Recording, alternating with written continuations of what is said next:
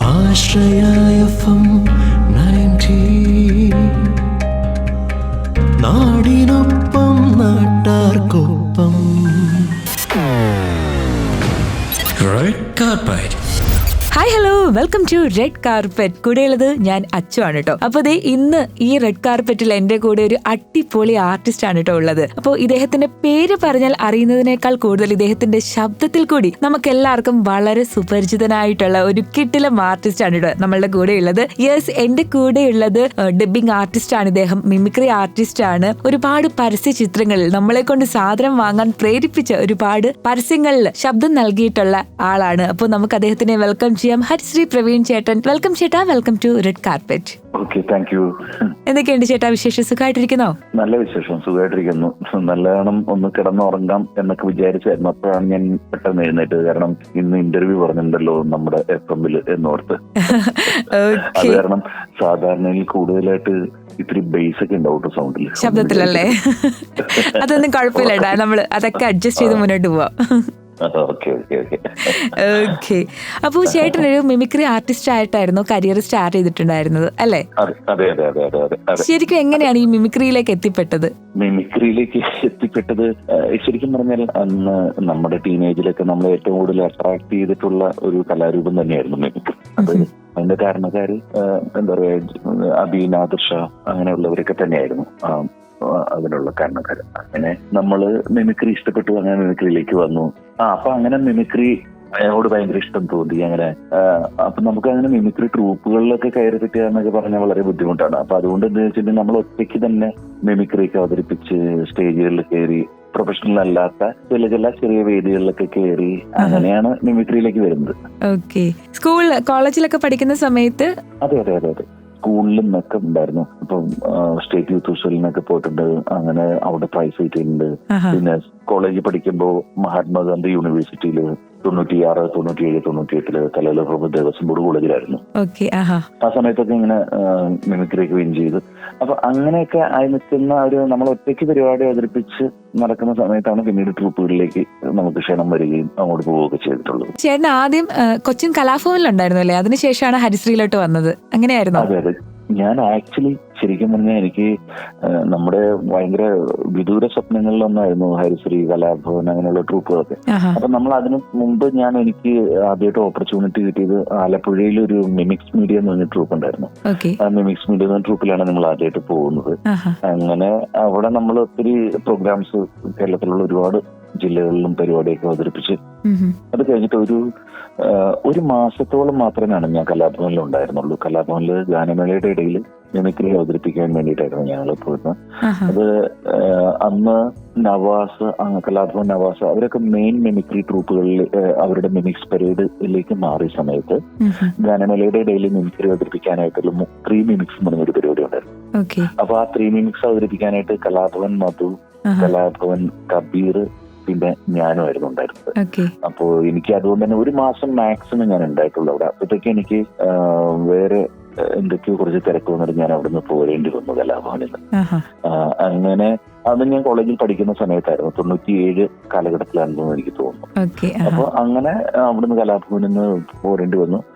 അപ്പോഴത്തേക്കും എനിക്ക് വീണ്ടും ഞാൻ മിമിക്സ് മീഡിയയിൽ തന്നെ കുറച്ച് നാൾ കണ്ടിന്യൂ ചെയ്തു. അപ്പോഴേക്കും എനിക്ക് ഹരിശ്രീയിൽ നിന്ന് ഒരു ഓഫർ കിട്ടി. അങ്ങനെ ഹരിശ്രീയിൽ ഞാൻ പോയി അവതരിപ്പിക്കായിരുന്നു. ഓക്കെ. അപ്പൊ ഈ ഹരിശ്രീയിൽ വന്നതിന് ശേഷമാണോ ശരിക്കും മിമിക്രി ഒരു കരിയർ ആക്കണം എന്നൊരു പ്ലാൻ വന്നത്? അങ്ങനെയായിരുന്നോ? അല്ല, എന്നെ സംബന്ധിച്ച് എനിക്ക് മിമിക്രി കരിയർ ആക്കണം എന്ന് തന്നെയാണ്. അപ്പൊ മിമിക്രി കരിയർ ആക്കി തന്നെയാലും ഇതിന്റെ ഫ്യൂച്ചർ എന്താണെന്ന് നമുക്ക് പ്രെഡിക്റ്റ് ചെയ്യാൻ പറ്റില്ലല്ലോ. കാരണം കുറച്ച് പേര് ഇതിനകത്ത് രക്ഷപ്പെട്ടു, കുറച്ച് പേര് രക്ഷപ്പെടാത്തവരുണ്ട്. പിന്നെ നമ്മളുടെ മുമ്പിൽ കാണുന്ന ഏറ്റവും വലിയ സത്യങ്ങൾ എന്ന് പറഞ്ഞിട്ടുണ്ടെങ്കിൽ ഇപ്പൊ പറഞ്ഞ ജയറാമണ്ണൊക്കെ വലിയൊരു നടനായി, പക്ഷെ അത് ഔട്ട്സ്റ്റാൻഡിംഗ് ആയിട്ടുള്ള ഭയങ്കര പെർഫോമർ.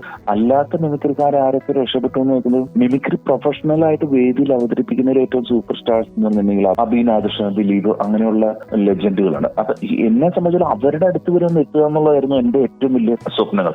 അതിനപ്പുറത്തേക്കാണ് എനിക്കൊന്നും അറിയില്ലായിരുന്നു. ഞാൻ അതാണ് ഏറ്റവും വലിയ ലോകം. അതിനപ്പുറത്തേക്ക് ഒരു ലോകം ഉണ്ടോന്നോ അല്ലെങ്കിൽ ഒരുപാട് ഓപ്പർച്യൂണിറ്റി ഇതൊന്നും നമ്മൾ അന്വേഷിക്കുന്നില്ല. കാരണം അവരുടെ സ്റ്റേജിലെ താരത്തിളക്കമായിരുന്നു നമ്മളെ ഇതിനകത്ത് നമ്മളെയൊക്കെ എക്സൈറ്റ് ചെയ്യിച്ചോണ്ടിരുന്നത്. ഓക്കെ. ഓരോ പ്രാവശ്യം അവരുടെ ഓഡിയോ കാസറ്റുകൾ കേൾക്കുക, ഇതായിരുന്നു നമ്മൾ എക്സൈറ്റ് ചെയ്യുക. സിനിമ എന്ന് പറഞ്ഞ സ്വപ്നമൊന്നും അല്ല, അല്ലെങ്കിൽ വേറെ എന്തെങ്കിലും സിനിമയിലെ മേഖലയിൽ എത്തുന്നു അങ്ങനെയൊന്നുമല്ല.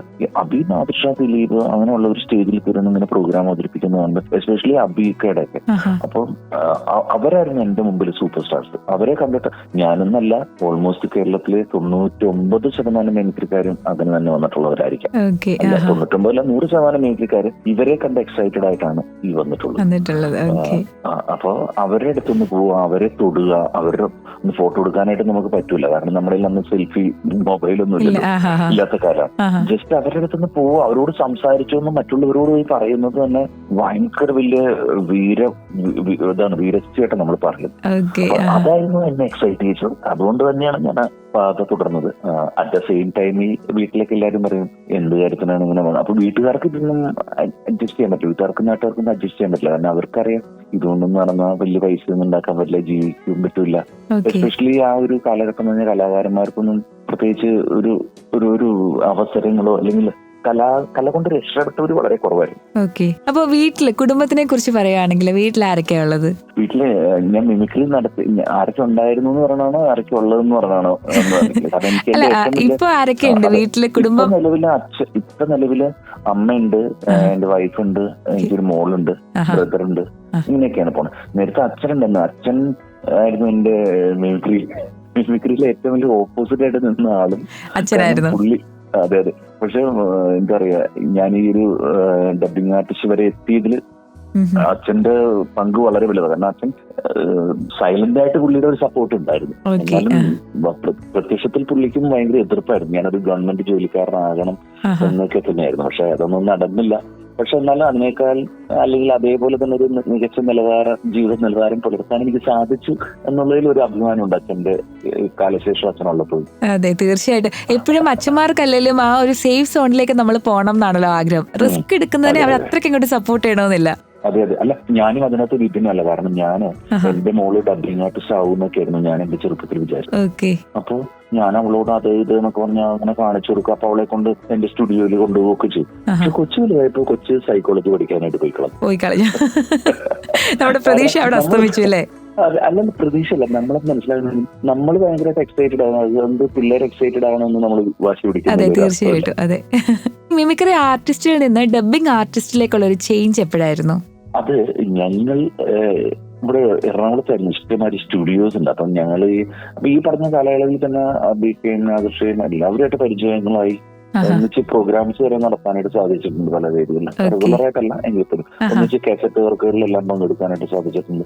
അപ്പൊ ഇങ്ങനെ ഈ ഓഡിയോ കാസറ്റിന്റെ റെക്കോർഡിങ് നടക്കുന്ന സമയത്ത് അവിടെ മറ്റ് സ്റ്റുഡിയോസിൽ ഈ എറണാകുളത്ത് മെഗാ സീരിയൽസ് ഉണ്ടായിരുന്നു. 2-3 മെഗാ സീരിയൽസ് ഉണ്ടായിരുന്നു. അപ്പൊ നമ്മൾ എന്താണ് അവിടെ ഒരു പ്രോസസ്സിംഗ് നടക്കുന്നു, ടി വിയിലും ടെലികാസ്റ്റ്. അന്ന് തന്നെ ഈ കേബിൾ ടി വി തന്നെ എല്ലാ വീടുകളിലേക്കും എത്തിയിരുന്ന കാലഘട്ടം ആയിരുന്നല്ലോ ഈ 2000 എന്നൊക്കെ പറയുന്നത്. എസ്പെഷ്യലി ടൗണിൽ ഗ്രാമപ്രദേശങ്ങളിലേക്ക് അധികം വന്നിട്ടില്ല. അപ്പൊ അതുകൊണ്ട് തന്നെ പലരും ഇത് കണ്ടു തുടങ്ങിയിട്ടില്ല. അപ്പൊ അതുകൊണ്ട് തന്നെ ഏഷ്യാനെറ്റ്, സൂര്യ എന്നൊക്കെ പറയുന്ന എല്ലാവർക്കും അങ്ങനെ ആക്സസ് ചെയ്യാൻ പറ്റുന്ന ഒരു കാര്യങ്ങളായിരുന്നില്ല. അത് കഴിഞ്ഞാണ് ഇതിന്റെയൊക്കെ റെക്കോർഡിങ്, ഇതിന്റെയൊക്കെ ഡബിങ്ങുകളൊക്കെ നടക്കുന്നുണ്ട്. അപ്പം ഈ ഇതിലെ സൗണ്ട് എഞ്ചിനീയേഴ്സും നമ്മുടെ ഓഡിയോ കാസറ്റിന്റെ മിമിക്രിക്ക് റെക്കോർഡ് ചെയ്യാൻ വരുന്ന സൗണ്ട് എഞ്ചിനീയേഴ്സും ഒക്കെ തമ്മിൽ നല്ല പരിചയമുണ്ട്. തൊട്ടടുത്തടുത്ത ബൂത്തുകളാണ്. അപ്പൊ അങ്ങനെയുള്ള സമയത്ത് അവരുടെ ഒരു ആർട്ടിസ്റ്റ് വന്നില്ലെങ്കിൽ ആർട്ടിസ്റ്റ് വന്നില്ലായിരുന്നു. കോഴിക്കോട് നാരായണൻ എന്നായിരുന്നു വന്നിട്ട്. അപ്പൊ പറഞ്ഞു, കോഴിക്കോട് നാരായണൻ നായർ സൗണ്ട് എടുക്കുന്ന ഒരുത്തൻ അവിടെ മിമിക്രിയുടെ കാസറ്റിൽ റെക്കോർഡിംഗ് ഉണ്ട്. ഒരുത്തൻ അത്രേ ഉള്ളൂ. കാരണം പേര് പോലും നമ്മുടെ ഒരുത്തനുണ്ട് അപ്പുറത്ത്.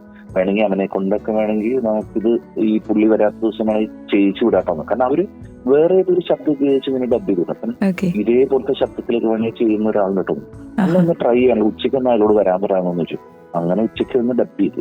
അപ്പൊ ഡബ് ചെയ്തിട്ട് അപ്പൊ ഇയാളിങ്ങനെ ഭയങ്കര ഗൗരവത്തിലിരിക്കുകയാണ് ഈ sound engineer post production director.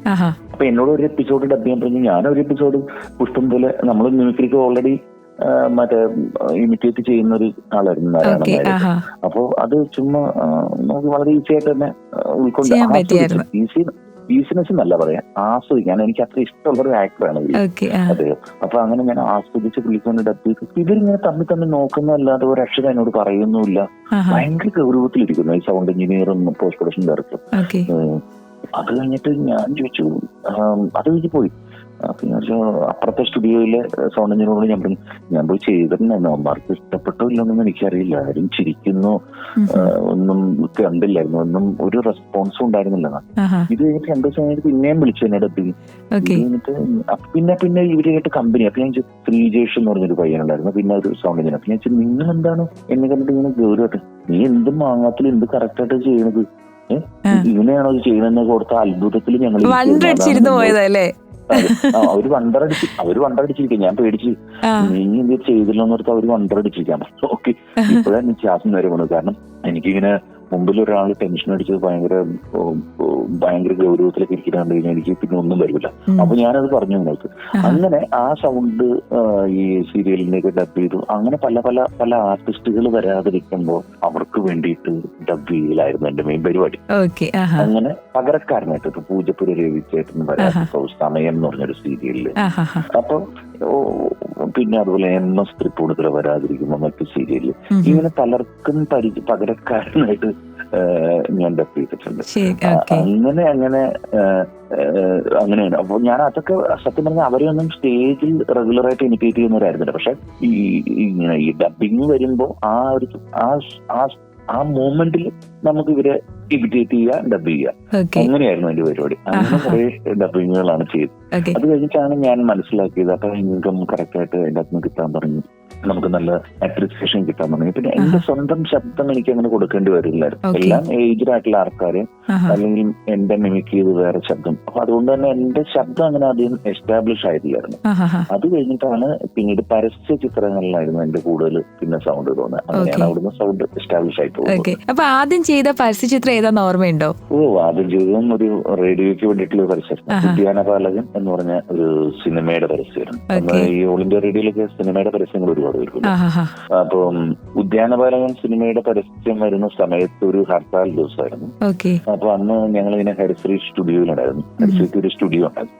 അപ്പൊ അന്നും എനിക്ക് റെക്കോർഡിംഗ് ഒന്നും അങ്ങനെ പോയി തുടങ്ങിയിട്ടില്ല.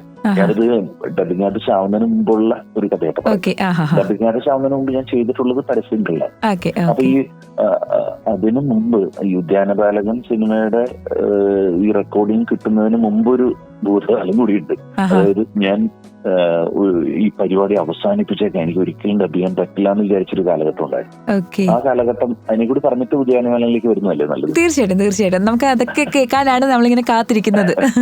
ഓക്കെ, അതായത് എല്ലാവരും അവർക്ക് നമ്മൾ ഇപ്പൊ പുതിയ ബിഗിനേഴ്സ് ആണെങ്കിലും എല്ലാവരും വരുന്നവർ ഇപ്പൊ പറയാറുണ്ട്, ഇപ്പൊ ഇൻസ്റ്റിറ്റ്യൂട്ടിൽ പഠിച്ചിട്ട് വരുന്നവരാണ് എല്ലാവരും പറഞ്ഞു ഞങ്ങളെല്ലാം പഠിച്ചു, ഡബിങ്ങിനെ കുറിച്ച് എല്ലാം പഠിച്ചു, നാളെ തൊട്ട് നമുക്ക് ഡബ് ചെയ്യാല്ലേ, ആർക്കും ഡബ് ആർക്കും നല്ല നല്ല ക്യാരക്ടേഴ്സ് കിട്ടട്ടെ എന്ന് പറഞ്ഞ വരുന്ന ആളുകളാണ് ഇപ്പോൾ ഉള്ളവര്. അപ്പൊ ഞാൻ മനസ്സിലാക്കുന്നത് ഇതൊന്നും അല്ല. നമ്മള് ആദ്യമായിട്ടും എനിക്കിങ്ങനെ പരസ്യമൊക്കെ പറയാനുള്ള അനൗൺസ്മെന്റ് ഒക്കെ ചെയ്യും, നാട്ടിലുള്ള അത്യാവശ്യം ഇതൊക്കെ ചെയ്ത് നമ്മൾ റേഡിയോയിലൂടെ സ്ഥിരം പരസ്യങ്ങൾ കേട്ട് പരസ്യം പറയാനുള്ളൊരു മാനസികമായിട്ടൊക്കെ നമുക്ക് തയ്യാറെടുത്ത്.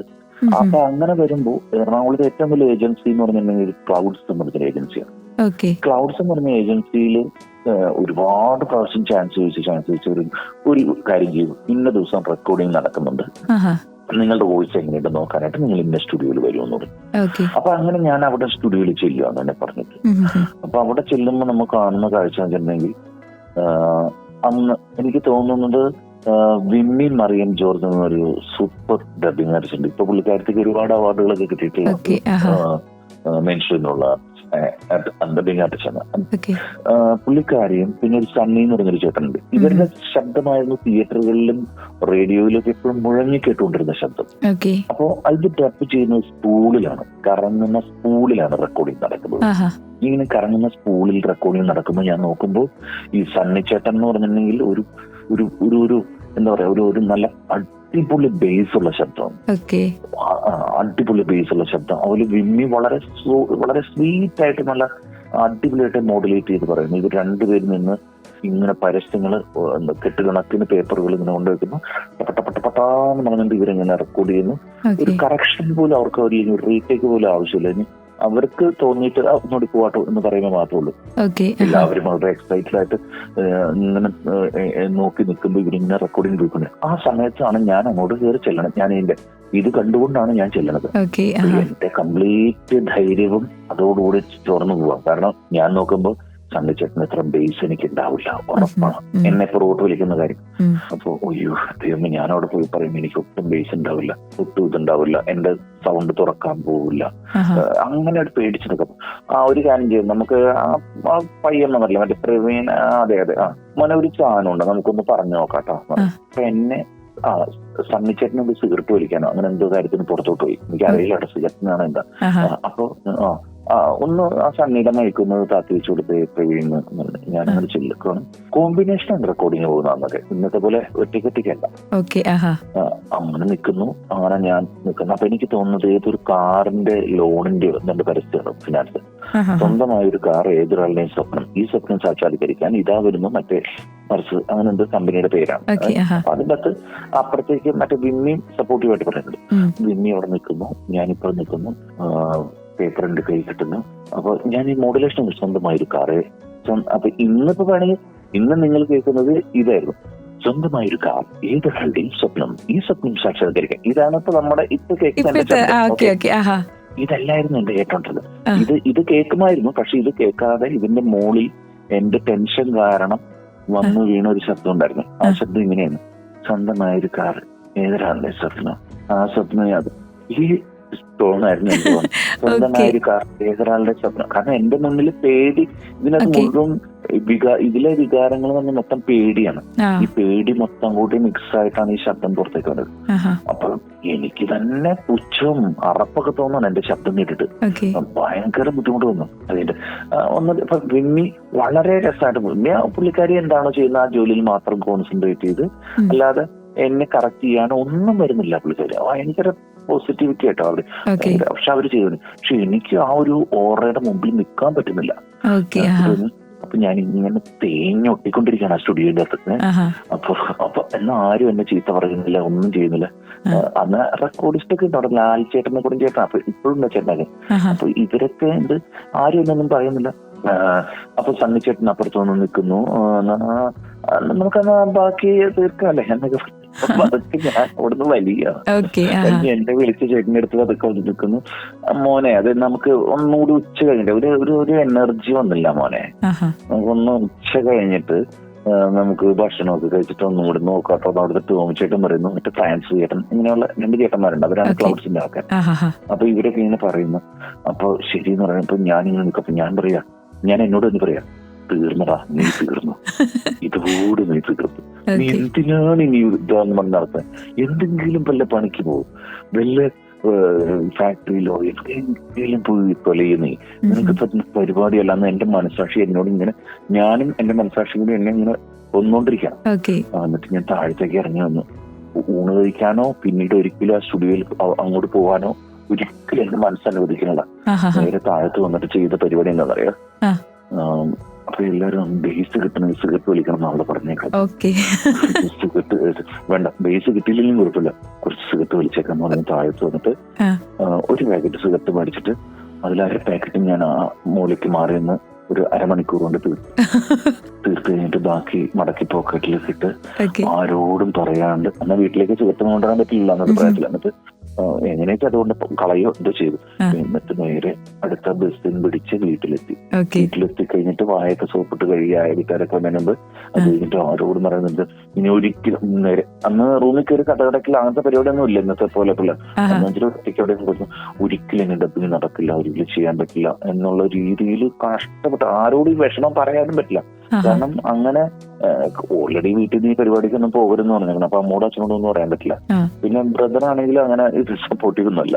പിന്നെ ഫ്രണ്ട്സിനോടും ഒന്നും പറയാനില്ല, ആരോടും പറയാനില്ല. എല്ലാവരും പഠിക്കുന്ന പറയുന്ന, അല്ലെങ്കിൽ ജോലിക്ക് പോകുമെന്ന് മാത്രം പറയുന്ന ആളുകളുള്ള ഒരു ഗ്രാമത്തിലായിരുന്നു ഞാൻ താമസിച്ചിരുന്നത്. എന്നിട്ട് പിന്നെ ആരോടും പറയാതെ അവിടെ ഇരുന്നു. അങ്ങനെ ഇതാണ് എന്റെ പരസ്യം പറയുന്നതിന് മുമ്പുള്ള ഞാൻ കേട്ടോ. അവിടുന്നാണ് നമ്മൾ വളർന്ന് ഇവിടം വരെ എത്തിയത്. അല്ല, ഞാൻ പറഞ്ഞു തന്നെ എപ്പോഴാണെങ്കിലും ആരോടും ഞാൻ പറഞ്ഞു തന്നത്, ശബ്ദം എന്ന് പറയുന്നത് ബേസ് അല്ല, അല്ലെങ്കിൽ നമുക്ക് ഭയങ്കര എന്താ നമ്മുടെ ശബ്ദം ഭയങ്കര ബേസ് ഉള്ളത് കൊണ്ടോ അല്ലെങ്കിൽ ഭയങ്കര ബേസ് ഇല്ലാത്തത് കൊണ്ടോ നമ്മുടെ ശബ്ദമാകാതിരിക്കുന്നില്ല. നമ്മുടെ ശബ്ദം എവിടെ നിന്നായിരുന്നു വരുന്നത് വെച്ചാൽ ശബ്ദം മനസ്സിൽ നിന്നാണ് വരുന്നത്. ഇല്ലേ? മനസ്സിൽ ഈ ശബ്ദം വരുമോ? അല്ലേ? അതെ. അപ്പൊ ഞാനിപ്പോഴും പറഞ്ഞ മനസ്സാണിത്. അപ്പൊ അന്ന് അവിടെ ചെന്നപ്പോ എന്റെ മനസ്സ് തകർന്നു പോയിരുന്നു. അതായത് എനിക്കിത് പറയാൻ പറ്റുമോ എന്ന് വെച്ചാൽ എന്നെ മോട്ടിവേറ്റ് ചെയ്യാൻ ആരും ഉണ്ടായിരുന്നില്ല. എനിക്കിത് ശബ്ദം പുറത്തേക്ക് വരുമെന്ന് എനിക്ക് പേടിയായിരുന്നു. കാരണം എന്നെ സംബന്ധിച്ച് ഒരുപാട് അപരിചിതരുടെ മുമ്പിൽ പോയി നിന്നിട്ടാണ് എനിക്ക് പെർഫോം ചെയ്യാൻ പോണത്. അപ്പൊ അവിടെ എനിക്ക് പറ്റിയ ഒരു സർക്കംസ്റ്റൻസസും ഇല്ല. ഞാൻ എന്റെ വീട്ടിലിരുന്നോ അല്ലെങ്കിൽ എന്റെ ഒരു പ്രൈവസിയിലിരുന്ന് ഞാൻ ചെയ്യുന്ന ഒരു അറ്റ്മോസ്ഫിയർ അല്ലല്ലോ.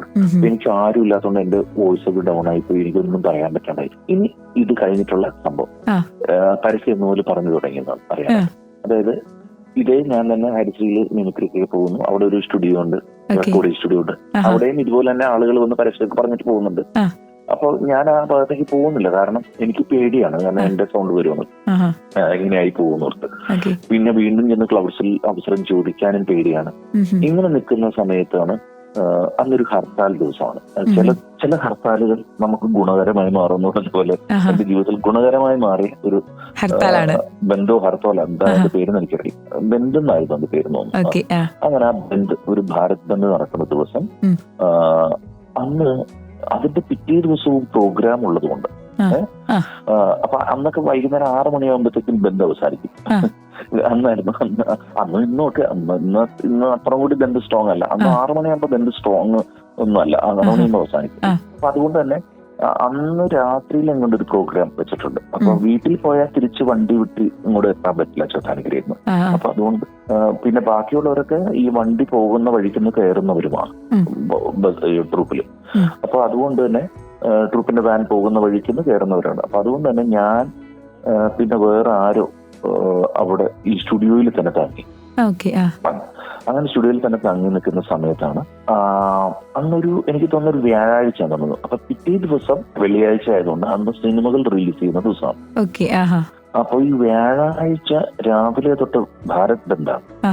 ഭാരത് ബന്ദ് ആയതുകൊണ്ട് തന്നെ അവിടെ നിൽക്കുന്നു, നമ്മൾ കിടന്നുറങ്ങുന്നു. ഇതുപോലെ ഏകദേശം ഒരു 10 മണിയൊക്കെ ആകുമ്പോഴത്തേക്കും നമ്മൾ എഴുന്നേൽക്കുന്നു. ആ സമയത്ത് ഒരു സൂട്ട് കേസും ഒക്കെ ആയിട്ട് ഒരാൾ കയറി വരികയാണ്. സെവനാർസ് വിജയകുമാർ എന്ന് പറഞ്ഞാണ്. അദ്ദേഹം ഹരിശ്രീ റെക്കോർഡിംഗ് സ്റ്റുഡിയോന്റെ അകത്തേക്ക് വരിക. വന്നു കഴിഞ്ഞിട്ട് പറയുകയാണ്. അപ്പൊ അന്ന് ഈ പറഞ്ഞാൽ ഫോൺ വിളിക്കാനും ഒക്കെയുള്ള സൗകര്യം ഉണ്ട്, അല്ലാതെ മൊബൈൽ ഫോണൊന്നുമില്ല. കുറച്ച് മുമ്പ് വിളിച്ചിട്ടുണ്ടായിരുന്നു നമ്മളൊരു പരസ്യന്റെ ഒക്കെ. അപ്പൊ അവിടെ മണിയമ്പിള്ള എന്ന് പറഞ്ഞ മാനേജറാണ് ഞാൻ.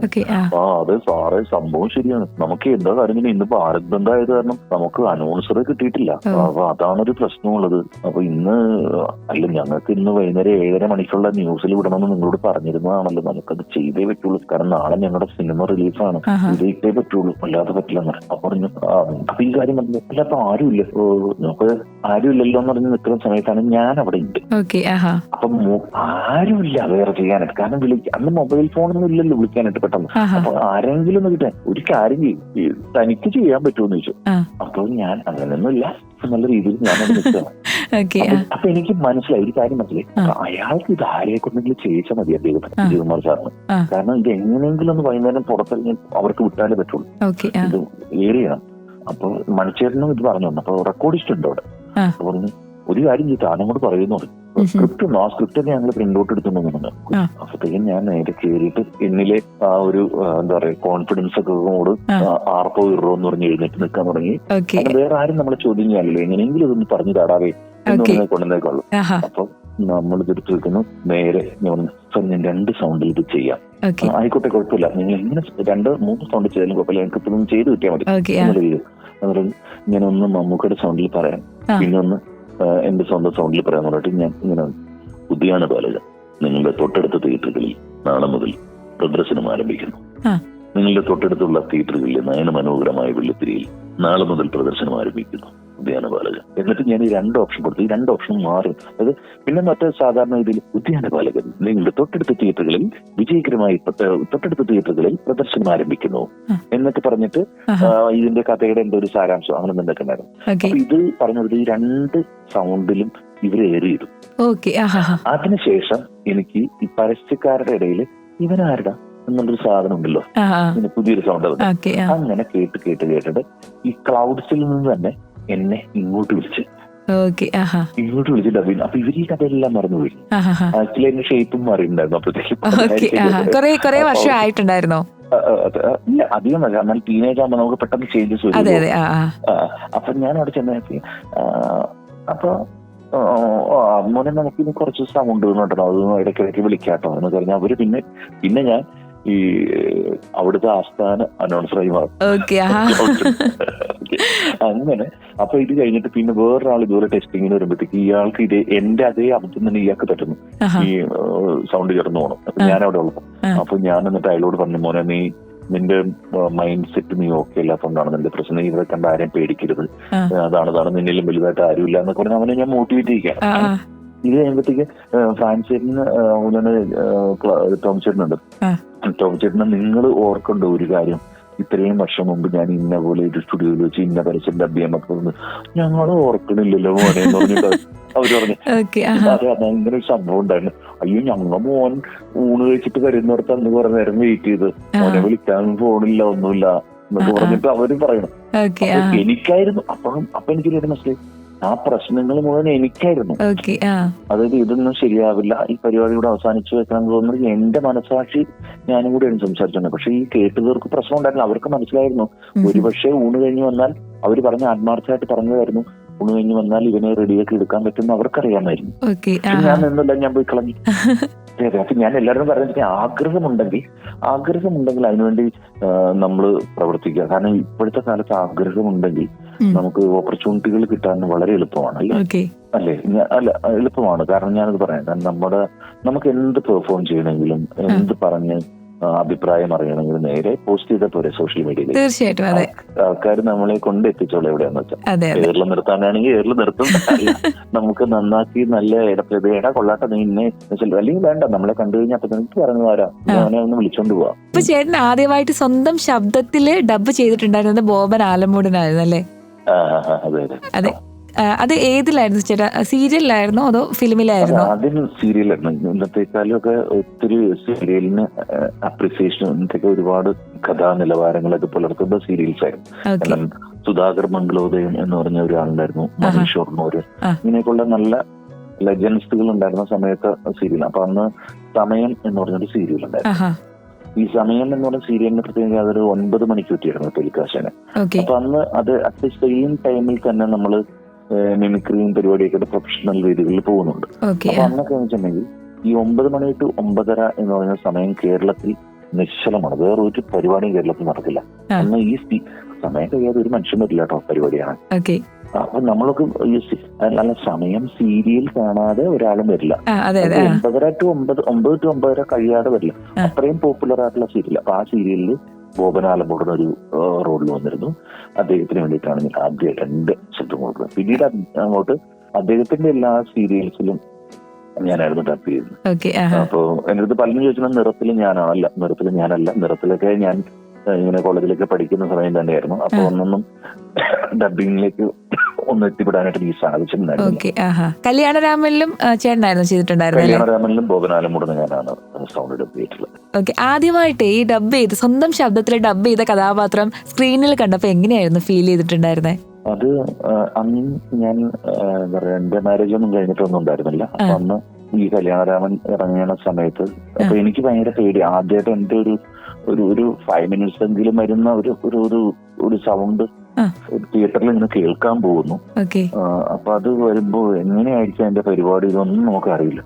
അപ്പൊ ഞാൻ ഷെനാസ് തിയേറ്ററിൽ ഞാൻ ഒറ്റയ്ക്ക് പോയിട്ട് ടിക്കറ്റ് ബുക്ക് ചെയ്തു ഫസ്റ്റ് ഷോ. എന്നിട്ട് ആരും അറിയാതെ ഞാൻ ആ സിനിമ കാണാൻ കയറിയിരുന്നു. അപ്പൊ സിനിമ ഭയങ്കര തുടക്കം തൊട്ടേ അടിപൊളിയായിട്ട് പോവാണ്. അടിപൊളി ചിരിയുടെ മേളാണ്. തിയേറ്ററിലൊന്നും നമുക്ക് പറയാനില്ല. ആൾക്കാരെ തലകുത്തി മറിഞ്ഞൊന്ന് ചിരിച്ച് എൻജോയ് ചെയ്ത് പോണ സമയത്താണ് ബോബൻ ആലമൂടൻ വന്ന്. അപ്പൊ ആൾക്കാരിങ്ങനെ തമ്മിലൊക്കെ അഭിപ്രായം പറഞ്ഞു. അപ്പൊ ഇതിന്റെ ഇടയ്ക്ക് എന്റെ അടുത്തിരുന്ന ഒരാള് എന്നോട് ചോദിച്ചു, അപ്പൊ ഈ മെട്രോ അങ്ങനെ ഒന്നും ഇല്ലല്ലോ, ആൾക്കാര് നമുക്ക് ഈ ഫസ്റ്റ് ഷോ കഴിഞ്ഞാൽ ആലുവയ്ക്ക് ബസ് ഉണ്ടാവും ഓടുന്നത്. അപ്പൊ എനിക്ക് പരിചയമില്ലാത്ത ഒരാൾ എന്നോട് വഴി ചോദിച്ചു. പിന്നെ ഞാൻ അയാളെ പരിചയപ്പെട്ട് അയക്ക് പറഞ്ഞ് ബസ് ഇന്ന സ്ഥലത്ത് നിന്ന് കിട്ടും മറ്റു കുറച്ചതൊക്കെ പറഞ്ഞ് പിന്നെ അയാളോട് പറഞ്ഞത് ഈ വണ്ടം ബോബൻ ആലമൂടൻ എന്റെ സൗണ്ട് എന്റെയാണെന്ന്. ആണോ മച്ചാനെ എന്നൊക്കെ പറഞ്ഞിട്ട് പുള്ളി നേരെ ഷെയ്ക്കാണ്ടൊക്കെ തന്നു. അങ്ങനെ ആ ഒരു അപരിചിതന്റെ എനിക്ക് ഷെയ്ക്കാണ്ടൊക്കെ അയാൾ അടിപൊളിയായിട്ട് കേട്ടോ മച്ചാൻ നിങ്ങൾക്ക് പൊളിയാണ് കേട്ടോ എന്നൊക്കെ പറഞ്ഞിട്ട് ഒരു പരിചയമില്ലാത്ത ഒരാളാണ് എന്നെ മോട്ടിവേറ്റ് ചെയ്തോണ്ടിരുന്നത്. അങ്ങനെ ആയിരുന്നു ആ സിനിമ കണ്ടു തീർന്നത്. അതായിരുന്നു എന്റെ അനുഭവം. അതുപോലെ തന്നെ നമ്മുടെ പോക്കിരി രാജയിൽ അപ്പൂപ്പന് ശബ്ദം കൊടുത്തതും ചേട്ടനായിരുന്നു അല്ലേ? അതെ, പോക്കിരി രാജയിൽ അപ്പൂപ്പന്റെ സൗണ്ട് ഞാനായിരുന്നു. അതൊരു ദിവസം രാത്രിയില് പിന്നെ അതിലത്തെ എല്ലാ താരങ്ങളുടെയും ട്രാക്ക് ഞാനായിരുന്നു ഡബ് ചെയ്ത് വെച്ചിരുന്നത്. ഒരു ദിവസം രാത്രിയിൽ നിന്ന് മൊത്തം. അപ്പൊ ആ സമയത്ത് ഇങ്ങനെ അപ്പൂപ്പന്റെയും ട്രാക്ക് ഡബ് ചെയ്തു. പക്ഷെ അപ്പൂപ്പന്റെ ഞാൻ ഈ ട്രാക്ക് ഡബ് ചെയ്യുമ്പോൾ എല്ലാവരും അവരവരുടെ സൗണ്ട് എനിക്ക് പറ്റുന്ന പോലെ ഇമിറ്റേറ്റ് ചെയ്ത് അല്ലെങ്കിൽ അവരുടെ ആ ഒരു സൗണ്ട് മാച്ച് ആക്കിയിട്ടാണ് നമ്മൾ ട്രാക്ക് ചെയ്യാറുള്ളത്. അങ്ങനെ ചെയ്ത സമയത്ത് ഈ അപ്പൂപ്പന്റെയും ആ ഒരു ഇതിൽ ചെയ്തപ്പോ വേറെ ആരെയെ കൊണ്ട് ചെയ്യിക്കാനിരുന്നതായിരുന്നു അവര്, അല്ലെങ്കിൽ അപ്പൂപ്പൻ തന്നെ വരട്ടുന്നു. അപ്പൊ അവര് ഇങ്ങനെ കേട്ട് കഴിഞ്ഞപ്പോ ഓക്കെ എന്ന് പറഞ്ഞ് വെക്കുകയായിരുന്നു ഉണ്ടായത്. ഓക്കെ, ശരിക്കും ഞാനാണെങ്കിൽ ഇത് അറിയുന്നതിന് മുൻപ് വരെ ശരിക്കും അപ്പൂപ്പൻ തന്നെയാണ് ഈ സൗണ്ട് കൊടുത്തിട്ടുണ്ടോന്നായിരുന്നു കേട്ടോ ധരിച്ചിട്ടുണ്ടായിരുന്നത്. ആ അതെ, എനിക്ക് തോന്നുന്നു ഇപ്പൊ ഇത് കേൾക്കുന്നിടം വരെയും പലരും അങ്ങനെ തന്നെ ആയിരിക്കും ധരിച്ചു വെച്ചിട്ടുണ്ടായിരിക്കുക. ഓക്കെ, അതുപോലെ തന്നെ ചേട്ടാ ഭയങ്കര സിമിലാരിറ്റി തോന്നിയത് നമ്മുടെ ജയറാമേട്ടന് വേണ്ടിയിട്ട് മൊഴിമാറ്റ ചിത്രങ്ങൾ തെലുങ്ക് മൂവീസിലൊക്കെ ചേട്ടനാണ് ശബ്ദം കൊടുക്കുന്നത് അല്ലേ? അതെ, ഞാൻ ആക്ച്വലി ജയറാമേട്ടന്റെ അങ്ങനെ സ്റ്റേജില് മിമിക്രി അവതരിപ്പിക്കുക അങ്ങനെ ഒന്നും ചെയ്തിട്ടില്ല. ജയറാമേട്ടൻ ഈ ജയറാമേട്ടന് വേണ്ടിയിട്ട് അനീഷ് ഉപാസന എന്ന് പറഞ്ഞ നമ്മുടെ വളരെ അടുത്തൊരു സുഹൃത്തുണ്ട്. അദ്ദേഹം ചാലക്കുടിയിൽ സണ്ണി സിൽക്സ് എന്ന് പറഞ്ഞൊരു കടയുടെ ഉദ്ഘാടനം, ഒരു തുണിക്കടയുടെ, അത്യാവശ്യം നല്ലൊരു വലിയ തുണിക്കട. അപ്പൊ അങ്ങനെ ആ തുണിക്കടയുടെ ഉദ്ഘാടനത്തിന് ജയറാം വരുന്നുണ്ട്. അപ്പൊ അത് ഷൂട്ട് ചെയ്തിരുന്നു. ഞാൻ വരുന്നു ചാലക്കുടിയിലേക്ക് എന്നൊക്കെ പറഞ്ഞിട്ട് ഷൂട്ട് ചെയ്തിരുന്നു. അപ്പൊ അത് ഡബ് ചെയ്യാനായിട്ട് സമയത്ത് ജയറാമേട്ടന് എന്റെ അവൈലബിലിറ്റി എന്ത് പ്രശ്നം ഉണ്ടായിരുന്നു. ജയറാമേട്ടൻ എന്തോ വേറെ വലിയ പ്രോജക്റ്റ് ഒന്ന് ചെയ്തുകൊണ്ടിരിക്കണം. അപ്പൊ അതിൽ നിന്ന് പുള്ളിക്ക് എത്താൻ പറ്റാത്ത ഒരു സാഹചര്യം ഉണ്ടായിരുന്നു. ഇന്നത്തെ അത്രയും ടെക്നോളജി അന്ന് വികസിച്ചിട്ടില്ല ഈ പറഞ്ഞ പോലെ. അപ്പൊ അതുകൊണ്ട് തന്നെ അവിടെ നിന്ന് ഡബ് ചെയ്ത് അയക്കുക അല്ലെങ്കിൽ അങ്ങനെ ഒന്നും നടക്കില്ലായിരുന്നു. ഇന്നൊക്കെയാണ് ഈവൻ ഐഫോണിൽ പോലും ഡബ് ചെയ്ത് അയക്കാൻ പറ്റും ചിലപ്പോൾ. അപ്പൊ അന്ന് അതൊന്നും അതിനുള്ള സാഹചര്യം ഇല്ലാത്തതുകൊണ്ടാണ് എന്തോ അന്ന് അതിന്റെ ഡബിങ്ങിന് ജയറാമേട്ടന് എത്താൻ പറ്റിയില്ല. അപ്പൊ ഈ അനീഷിനാണെങ്കിൽ ഇത് അനീഷ് കമ്മിറ്റ് ചെയ്തു പോയി ഇത്ര നേരത്തിനുള്ളിൽ ഇത് തന്നേക്കാമെന്ന് പറഞ്ഞു. അപ്പൊ ഞാൻ ആക്ച്വലി ഈ സണ്ണി സിൽക്സ് ചാലക്കുടി ഇതിന്റെ വോയിസ് ഓവർ പറയാൻ വേണ്ടി മാത്രമാണ് ഞാൻ സ്റ്റുഡിയോയിൽ പോകുന്നത്. അങ്ങനെ ഞാൻ അവിടെ ചെല്ലുമ്പോഴത്തേക്ക് ഇങ്ങനെ ഇവര് ചർച്ച ചെയ്തുകൊണ്ടിരിക്കുന്ന വിഷയം ഇതാണ്, ജയറാമേട്ടൻ വരുന്നില്ല, മറ്റു എന്ത് ചെയ്യും ഇങ്ങനെയൊക്കെ പറഞ്ഞുകൊണ്ട് ഞാൻ പറഞ്ഞു ഞാൻ അനീഷായിട്ട് നല്ല സുഹൃത്തുബന്ധം ഉള്ളതുകൊണ്ട് ട്രാക്ക് ചെയ്തിടാമോ അങ്ങനെന്ത് പറഞ്ഞു. അപ്പൊ ഞാൻ എന്നിട്ട് അവിടെ വന്നിട്ട് ജയറാമേട്ടന് വേണ്ടി ഇത് ചെയ്തു.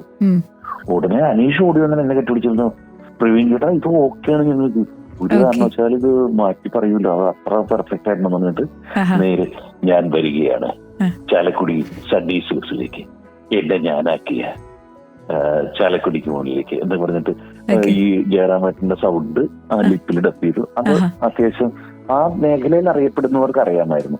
അങ്ങനെ പോയി കഴിഞ്ഞിട്ട് കുറെ നാൾ കഴിഞ്ഞിട്ടാണ് പിന്നെ ജയറാമേട്ടന്റെ പല മാറ്റ ചിത്രങ്ങൾ, അതായത് ജൂലി ഗണപതി അങ്ങനെയൊക്കെയുള്ള ചില ചാനലുകളിലേക്ക് വേണ്ട വൈകുണ്ഠപുരത്ത് കിട്ടുന്നത്. അതൊരു എനിക്ക് തോന്നി കൊറോണയ്ക്ക് മുമ്പുള്ള ഫസ്റ്റ് കൊറോണയ്ക്ക് മുമ്പുള്ള ഒരു ബ്രേക്കാണ്.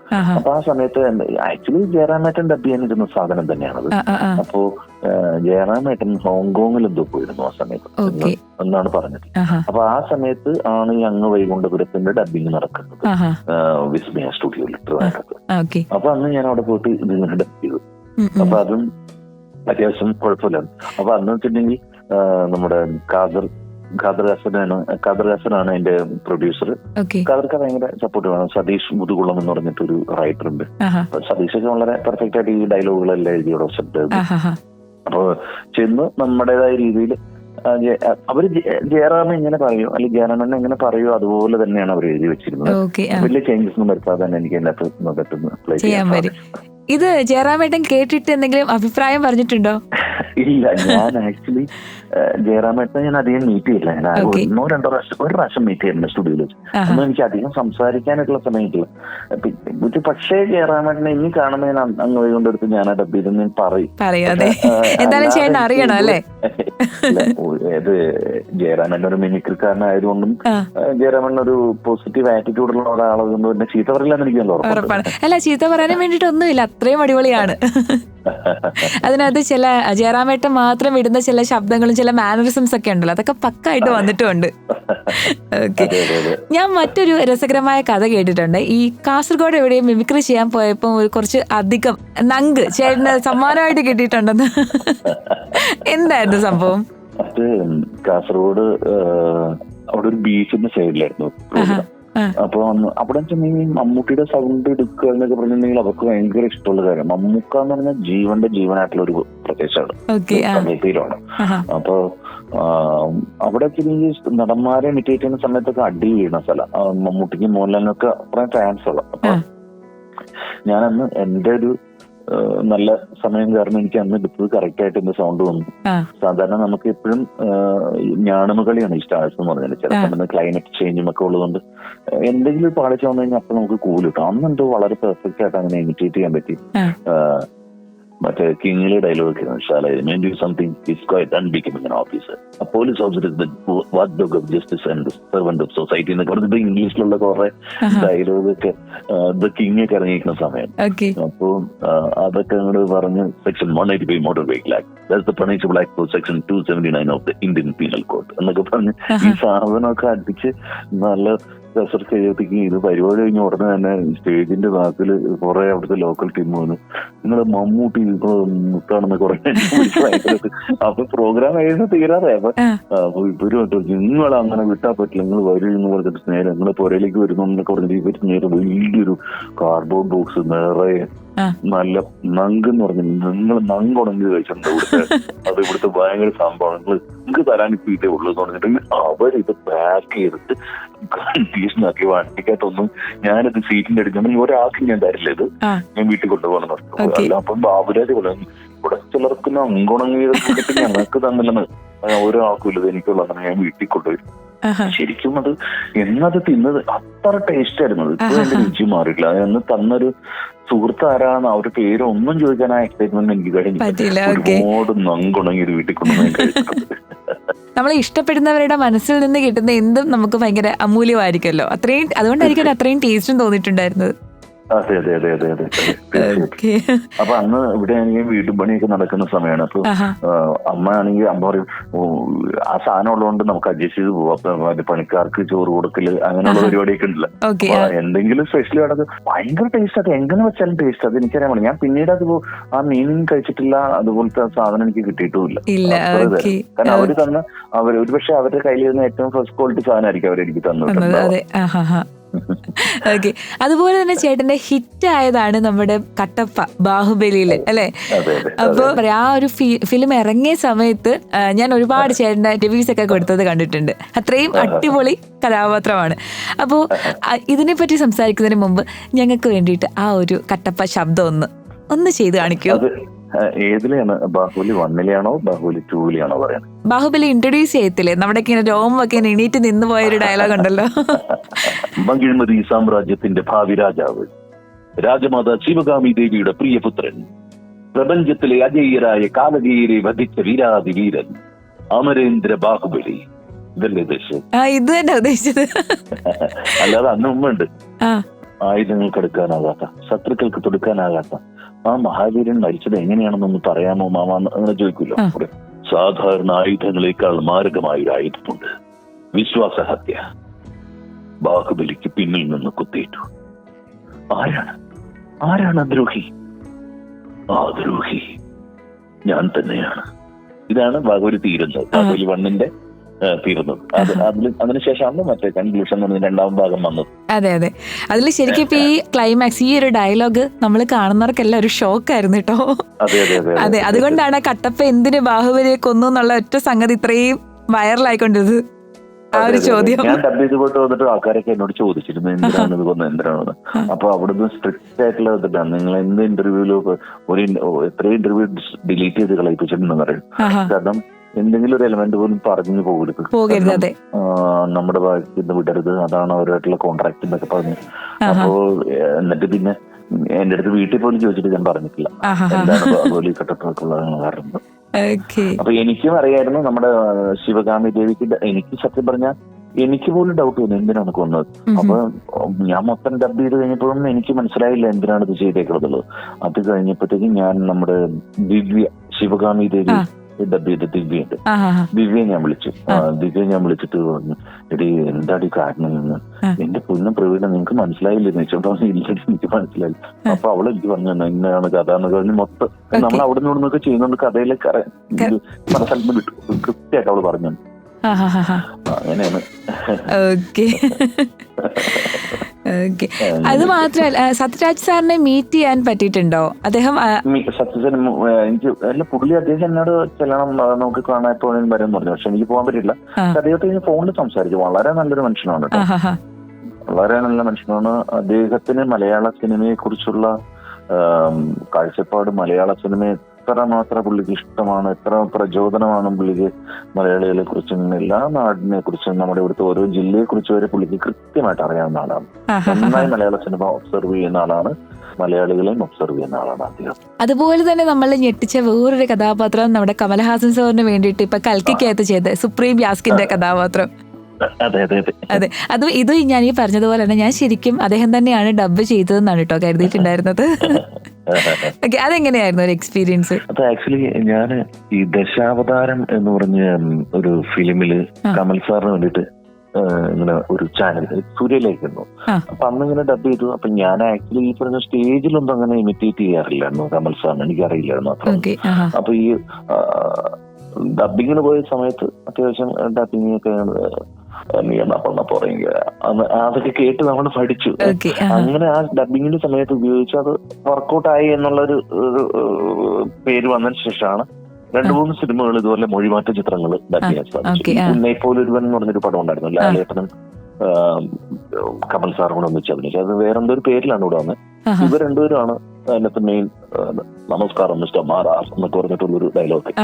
അപ്പൊ അതൊക്കെ ഡബ് ചെയ്തതിനു ശേഷം ആണ് ഈ ഒരു സിനിമ വരുന്നത്. അപ്പൊ ഇത് ഭയങ്കര കമൽ സാറ് തന്നെ വളരെ എഫേർട്ട് ഇട്ടിട്ട് അദ്ദേഹത്തിന്റെ വോയിസ് യൂസ് ചെയ്തിരിക്കുന്ന സിനിമ. അദ്ദേഹത്തിന്റെ മുഖം തന്നെ കാണിക്കുന്നത് വളരെ റെയർ ആയിട്ടാണ് ആ സിനിമയിൽ. അപ്പൊ അത് ഇത്തിരി ചാലഞ്ചിങ് ആയിരുന്നു അത് ചെയ്യാനായിട്ട്. കുറച്ച് സമയമൊക്കെ എടുത്ത് തന്നെയാണ് ചെയ്തത്. പിന്നെ അതിന്റെ വളരെ കുറച്ച് പോർഷൻസ് മാത്രമാണ് കൽക്കിൽ അദ്ദേഹം ഉണ്ടായിരുന്നുള്ളൂ. പക്ഷെ ആ ഉള്ള പോർഷൻസിൽ അത്യാവശ്യം നല്ല ഹെവി ഡയലോഗ്സ് ആയിരുന്നു. അപ്പൊ ഇനിയിപ്പോ അതിന് എന്തായാലും അതിന് സെക്കൻഡ് പാർട്ട് വരും അല്ലേ? അപ്പൊ ചേട്ടന്റെ ഒരു ആറാട്ടായിരിക്കും അതിനകത്ത്. അങ്ങനൊന്നും പറയാൻ പറ്റത്തില്ല. കാരണം ഇപ്പൊ നമുക്ക് എപ്പോഴും ഒരു പടത്തിന്റെ ഫസ്റ്റ് പാർട്ട് എന്തെങ്കിലും ഒരു സക്സസ് ആയി എന്നിട്ടുണ്ട്. അതിന് സെക്കൻഡ് പാർട്ട് വരുമ്പോ എല്ലാവരെ പോലെ തന്നെ എക്സൈറ്റ്മെന്റ് മാത്രമല്ല, നമുക്ക് ടെൻഷനും കൂടി ഉണ്ടാവും. ഈ ബാഹുബലി 2 ഒക്കെ നമ്മുടെ അദ്ദേഹം പോകുന്നിടത്ത് നമുക്ക് നല്ല ടെൻഷൻ ഉണ്ട്. കാരണം ഓൾറെഡി ബാഹുബലി 1 ആൾക്കാർ കണ്ട് ഇഷ്ടപ്പെട്ടു വെച്ചിരിക്കുന്നു. ബാഹുബലി 2 വരുന്നു. അപ്പൊ അതിൽ എന്ത് മിസ്റ്റേക്കുകൾ ഉണ്ടെന്ന് കണ്ടുപിടിക്കാനായിരിക്കും ആൾക്കാർക്ക് കൂടുതൽ താല്പര്യം. മറ്റന്മാരെ എങ്ങനെ ഉണ്ടാക്കാം നോക്കട്ടെ കാണാം, ഈ ഒരു ആറ്റിറ്റ്യൂഡിലിരിക്കുന്ന ജനങ്ങളാണ് കൂടുതൽ.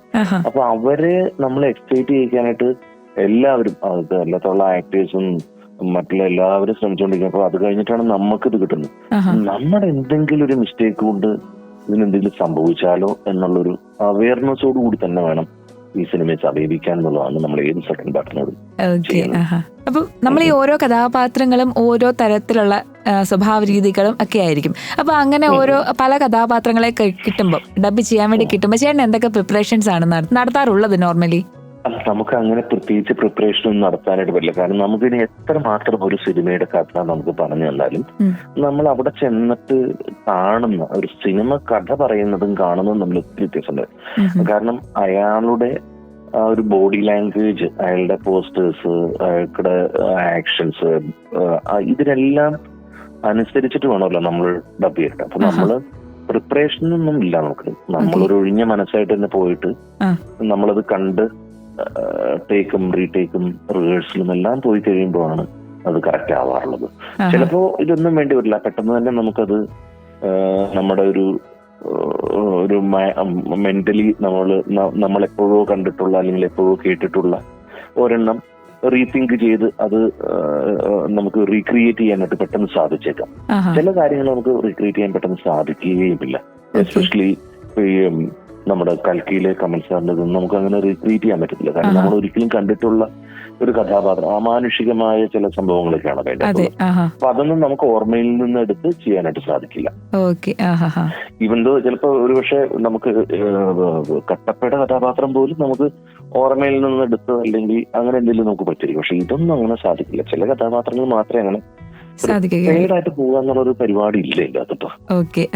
ഒരു ആക്ടർക്ക് പ്രിപ്പയർ ആയിട്ട് പോകാൻ പറ്റും. കാരണം ആക്ടർക്ക് മാസങ്ങൾക്ക് മുമ്പേ സ്ക്രിപ്റ്റ് കിട്ടുന്നു, അദ്ദേഹം അത് പഠിക്കുന്നു, അതിനെ കുറിച്ച് സ്റ്റോറി മൊത്തം മനസ്സിലാക്കും. പക്ഷെ അതുപോലെ ഒരു ഡബിംഗ് ആർട്ടിസ്റ്റിനകത്ത് സാധിക്കണം എന്ന് നമുക്ക് വാശി പിടിക്കാൻ പറ്റത്തില്ല. നമുക്ക് സ്ക്രീനിലെത്തി നമുക്ക് സ്റ്റുഡിയോയിലെ 4 ചുവരുകൾക്കുള്ളിൽ നിന്നിട്ടുള്ള പ്രിപ്പറേഷൻ മാത്രമേ ഉള്ളൂ. ഓക്കെ. ഈ ശബ്ദം കൊണ്ട് റിയൽ ലൈഫിലും ചില തമാശകളൊക്കെ ഒപ്പിക്കാറുണ്ടെന്ന് ഞാൻ കേട്ടിട്ടുണ്ട്. കസ്റ്റമർ കെയറിൽ നിന്ന് എക്സിക്യൂട്ടീവ് വിളിച്ച സമയത്ത് അയ്യോ, അതൊന്നും ഒരിക്കലും അവരുടെ ജോലിയെ തടസ്സപ്പെടുത്താനൊന്നും ചെയ്തതല്ല.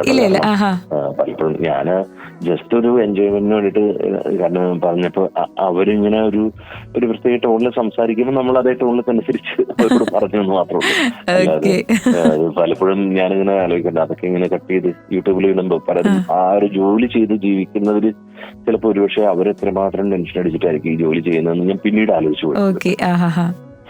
ഞാൻ അങ്ങനെ പറയാറുണ്ട്. ഈ ശബ്ദം വെച്ച് ആരെങ്കിലും പറ്റിച്ചിട്ടുണ്ടോ? ഞാൻ ഇല്ല, എന്റെ ശബ്ദം വെച്ച് പറ്റിക്കുന്ന അറിയില്ല. കാരണം പണ്ട് ടെലിഫോണൊക്കെ ഉള്ള സമയത്ത് നമ്മുടെ വീടുകളിലും അല്ലെങ്കിൽ അടുത്ത സ്ഥലത്തൊക്കെ അങ്ങനെയൊക്കെ വിളിച്ചിട്ട് ഇങ്ങനെ പറയാറുണ്ട്, ഞാൻ മമ്മൂട്ടിയാണ്, അല്ലെങ്കിൽ ഞാൻ ലാലളിസാണ്, ഇന്ന ദിവസം നിങ്ങളുടെ വീട്ടിൽ ഷൂട്ടിങ്ങിന് വരുന്നുണ്ടോ, നമ്മുടെ ബന്ധു വീട്ടിലൊക്കെ വിളിച്ച് പറഞ്ഞു. അല്ലാതെ ആരെയും പറ്റിക്കാനൊന്നും പറ്റിയിട്ടൊന്നുമില്ല. ഓക്കെ. ഹരിശ്രീയിലെ ഈ മിമിക്രി കാലഘട്ടം ഭയങ്കര രസകരമായ എക്സ്പീരിയൻസ് ഒക്കെ തന്നിട്ടുണ്ടായിരിക്കല്ലോ. ആംബുലൻസിലൊക്കെ പോയി പരിപാടി എടുക്കേണ്ടി വന്നിട്ടൊക്കെ ഉണ്ടല്ലേ? ഉണ്ട്. അത് ആംബുലൻസിൽ നമ്മള് കൊച്ചിൻ കരയോഗത്തിന്റെ ഒരു ആംബുലൻസ് ഉണ്ടായിരുന്നു. ആ ആംബുലൻസിൽ അന്ന് ഞാൻ പറഞ്ഞു, ഈ ഹർത്താലിനും ബന്ദിനൊന്നും പഞ്ഞമില്ലാത്ത ഒരു കാലഘട്ടത്തിലായിരുന്നു. അപ്പൊ അന്ന് വർഷത്തിലൊരു 4 ബന്ദ് വരികയെന്ന് പറഞ്ഞ വലിയ അതിശയോക്തി ഇല്ലാത്ത. പക്ഷെ പ്രോഗ്രാം വൈകുന്നേരം 6 മണിക്ക് ശേഷം കുഴപ്പമില്ല. അപ്പൊ ഡേ ടൈമിൽ വണ്ടി ഓടി പോകണമെങ്കിൽ പല ട്രാവലറുകാരും വിളിച്ചിട്ട് വരുന്നില്ല, ഞങ്ങളുടെ വണ്ടിക്കിട്ട് കല്ലെടുത്ത് എറിയുമെന്ന് പേടിയുണ്ടാകും. അങ്ങനെ കരയോഗത്തിന്റെ ആംബുലൻസുമായിട്ട്, എറണാകുളം കരയോഗത്തിന്റെ ആംബുലൻസുമായിട്ട് ഞങ്ങൾ പ്രോഗ്രാമിന് പോയിട്ടുണ്ട്. നമ്മുടെ മലപ്പുറം ഏരിയയിലെവിടെയാണ് പരിപാടിക്ക് പോയി. അപ്പൊ പ്രോഗ്രാമിന് പോയി കഴിഞ്ഞപ്പോഴത്തേക്ക് ആൾക്കാർ ഭയങ്കര നിൽക്കുന്നു, റോഡരിയിലൊക്കെ ആൾക്കാർ നിൽക്കുന്നു. അപ്പൊ ഈ 2 വീലറുകൾക്ക് ഓടാമല്ലോ അന്നും. ആളുകൾക്ക് നോക്കുമ്പോ ഈ ആംബുലൻസ് ലൈറ്റ് കിട്ടുമല്ലോ, പക്ഷെ അതിന്റെ അകത്ത് കുറച്ച് ആൾക്കാരിടുന്നു, വർത്താനം പറയുന്നു, ചിരിക്കുന്നു, കേൾക്കുന്നു. അപ്പോഴാണ് ഡ്രൈവർ ആരെങ്കിലും അടുത്ത് ശവായിട്ട് കിടക്കണം, എനിക്ക് നാട്ടുകാർ പിടിച്ച് എന്നെ പഞ്ഞിക്കിടുന്നു. അപ്പൊ അങ്ങനെ ഒരുത്തരം അവിടെ ചെന്ന തമാശക്ക് ഇങ്ങനെ കിടക്കുകയൊക്കെ ചെയ്യും.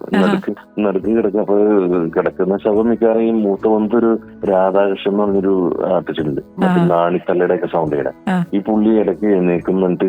അപ്പൊ നോക്കുമ്പോ ഈ റെയിൽവേ ഗേറ്റിന്റെ അവിടെയൊക്കെ വണ്ടി നിർത്തുമ്പോ ശവം എഴുന്നേക്കുന്നു, ശവം ബീഡി വലിക്കുന്നു, ശവം ചോട് കുടിക്കുന്നു. ഇതൊക്കെയായിരുന്നു നടന്നുകൊണ്ടിരുന്നത്. അങ്ങനെ ഞങ്ങള് പ്രോഗ്രാമിന് ചെന്നിട്ട്, അപ്പൊ പ്രോഗ്രാം സ്ഥലത്തേക്ക് ചെല്ലുമ്പോ മലപ്പുറത്ത് ഒരു വലിയൊരു ഒരു ഓഡിറ്റോറിയത്തിന്റെ ഒരു ഫണ്ട് റൈസിംഗ് പ്രോഗ്രാം ആണ്. അപ്പൊ അങ്ങോട്ട് ചെല്ലുമ്പോഴത്തേക്കും ഓൾറെഡി വണ്ടി വൈകിട്ട് കാരണം ആൾക്കാരൊക്കെ പിരിഞ്ഞു കൊണ്ടല്ല ടിക്കറ്റ് വഴി. അപ്പൊ വണ്ടി മിമിക്രിയുടെ വണ്ടിയാണ് വന്നതെന്നുള്ളത് ഇങ്ങനെ അറിഞ്ഞിട്ട് ഹലോ, ആരും പിരിഞ്ഞു പോരുത്, കാണികൾ ആരും പിരിഞ്ഞു പോരുത്, കൊച്ചിൻ ഹരിശ്രീന്റെ കോമാളികൾ എത്തിച്ചിട്ടുണ്ട് എന്നൊക്കെ പറഞ്ഞുള്ള അനൗൺസ്മെന്റ് ഇല്ലായിരുന്നു. അപ്പൊ ചേട്ടൻ ഒരുപാട് പരസ്യ ചിത്രങ്ങളൊക്കെ ചെയ്തിട്ടുണ്ട്. ഭയങ്കര വനിതയുടെ പരസ്യം, മനോരമ ക്ലാസിഫൈഡ്സിന്റെ ഒക്കെ പരസ്യം. അതൊക്കെ ഒന്ന് പറയുമ്പോഴായിരിക്കും ചിലപ്പോൾ നമ്മള് ലിസണേഴ്സിനായാലും അതൊന്ന് ഓർത്തെടുക്കാൻ പറ്റും. ഒന്ന് പറയോ? പറയാം. അതായത് എനിക്ക് ഏറ്റവും കൂടുതൽ നമ്മള് ഈ മരിച്ചു പോയവരെ കുറിച്ചിട്ടുള്ള വാർത്തകൾ, അതായത് ഡെത്ത് ആനിവേഴ്സറി അങ്ങനെയുള്ള കാര്യങ്ങളൊക്കെ കൊടുക്കുന്ന ഒരു പരസ്യത്തിന്റെ കോളമുണ്ട് മനോരമയ്ക്ക്. അപ്പൊ അതിലേക്ക് ആളുകൾക്ക് പരസ്യം ചെയ്യാനായിട്ട് അതിനൊരു അഡ്വർടൈസ്മെന്റ് ഒരു TV കൊമേഴ്സിൽ അവർ ഇറക്കി. അപ്പോൾ നമുക്കൊരിക്കലും ആ ഒരു TV കൊമേഴ്സിന്, ആ TV കൊമേഴ്സിന്റെ ഇതെന്ന് നിങ്ങളുടെ വീട്ടിൽ ആരെങ്കിലും മരിച്ചു പോകുമ്പോൾ അവരുടെ ഓർമ്മ ദിവസം നിങ്ങൾ മനോരമയിൽ പരസ്യം കൊടുക്കൂ എന്നാണ് അതിന്റെ കണ്ടന്റ്. അതാണ്. പക്ഷെ അത് പച്ചനെ പറയാൻ പറ്റില്ലല്ലോ.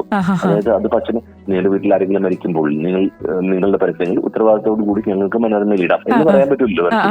അങ്ങനെ പരസ്യം ഡയറക്റ്റ് പറയാൻ പറ്റാത്തതുകൊണ്ട് വളരെ ബ്യൂട്ടിഫുൾ ആയിട്ടായിരുന്നു അതിന്റെ വേർഡ്സ് ഒക്കെ എഴുതിയത്. അത് പറയാനുള്ള അവസരം കിട്ടിയത് എനിക്കായിരുന്നു.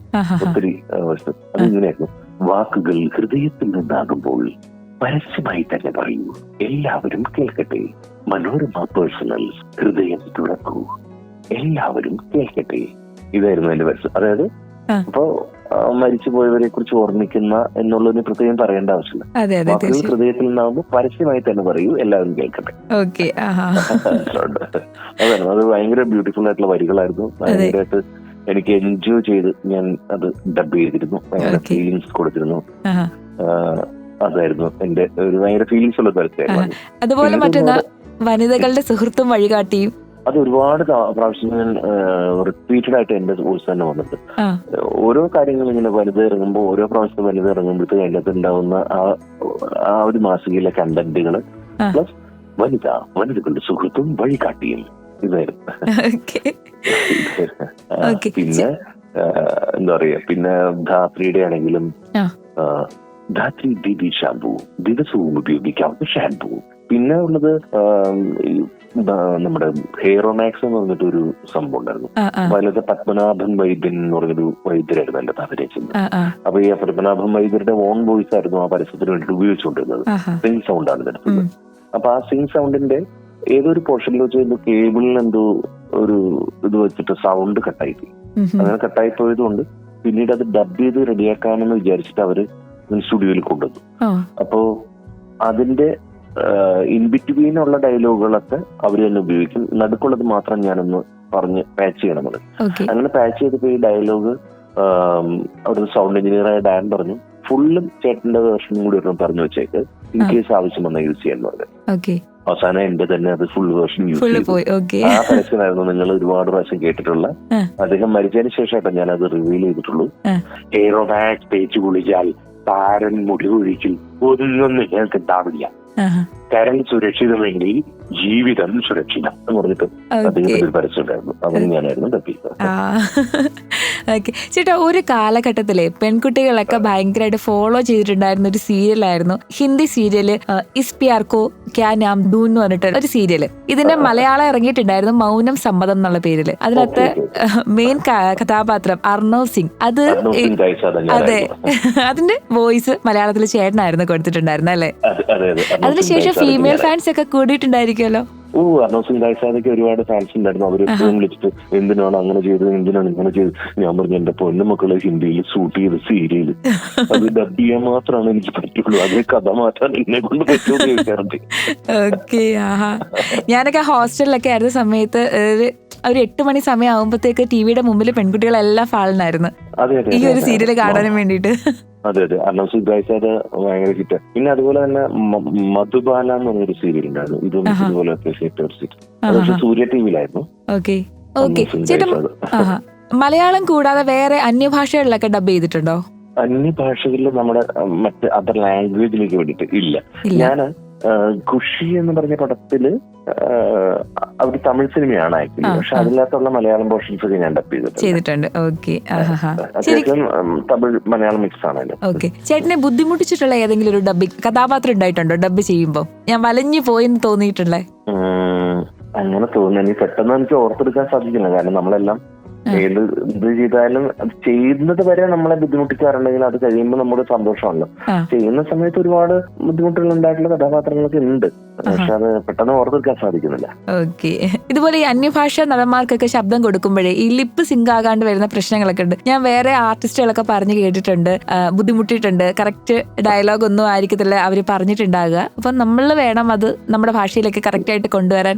അങ്ങനെയൊക്കെയുള്ള അനുഭവങ്ങൾ ഉണ്ടായിട്ടുണ്ടോ? അല്ലല്ല, ഞാൻ അതിനകത്തൊരു തിരുത്തുണ്ട്, വേറൊന്നുമില്ല. അന്യഭാഷാ നടന്മാര് അവരുടെ ലാംഗ്വേജിൽ അഭിനയിച്ചു, അല്ലെങ്കിൽ അവര് അന്യഭാഷയിൽ അഭിനയിച്ച കാര്യമാണല്ലോ പറയുന്നത് അല്ലെ?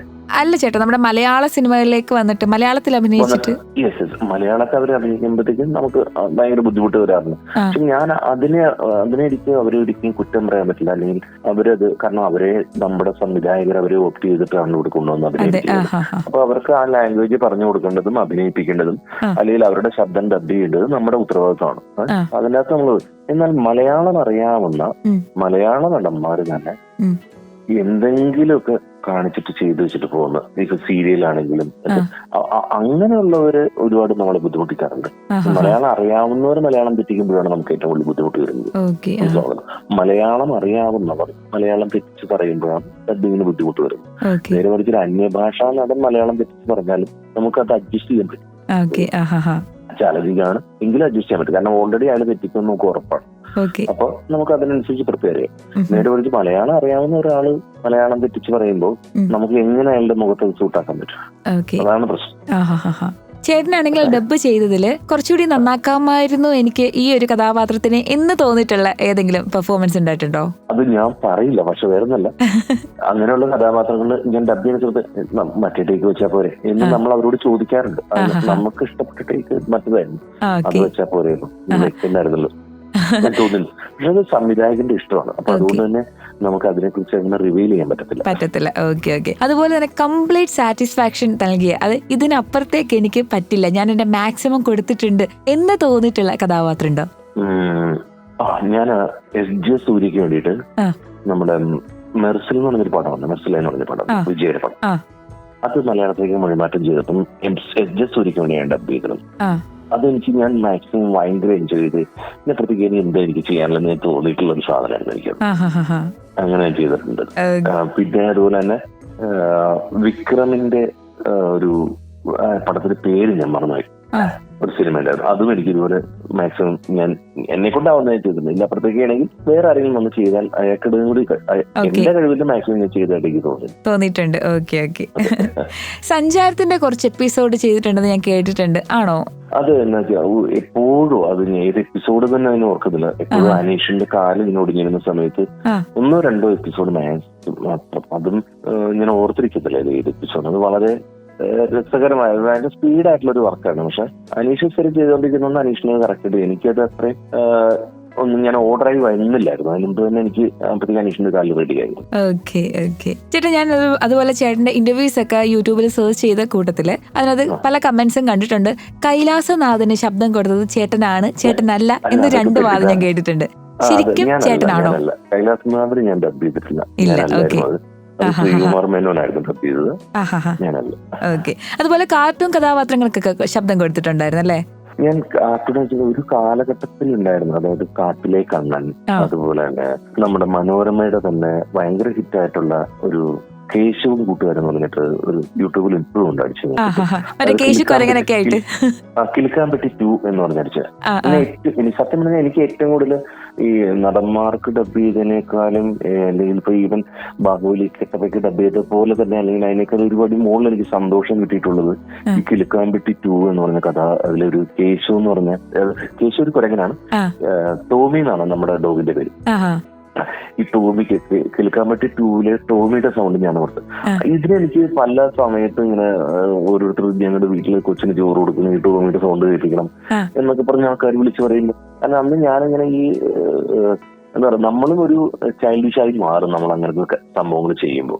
അപ്പൊ ഇത് മറ്റേ ബേസ് കാര്യങ്ങളെല്ലാം വിട്ടിട്ട് നമ്മളൊരു ഡോഗിന്റെ സൗണ്ട് നമ്മൾ സ്ക്രിപ്റ്റ് റൈറ്റർ പറഞ്ഞനുസരിച്ച് ചെയ്യുന്നു. അത് കണ്ടിട്ട് ആനിമേറ്റർ നമ്മുടെ സൗണ്ടിന് യോജിച്ച ഒരു ഡോഗിനെ വരയ്ക്കുന്നു. ഇതൊക്കെ എനിക്ക് അത് കഴിഞ്ഞത് അതിന്റെ ഔട്ട് പുറത്തിറങ്ങുന്നു. അത് ഭയങ്കര ഫിറ്റ് ആവുന്നു. CD ഒക്കെ ചൂടപ്പം പോലെ വിറ്റഴിയുന്നു.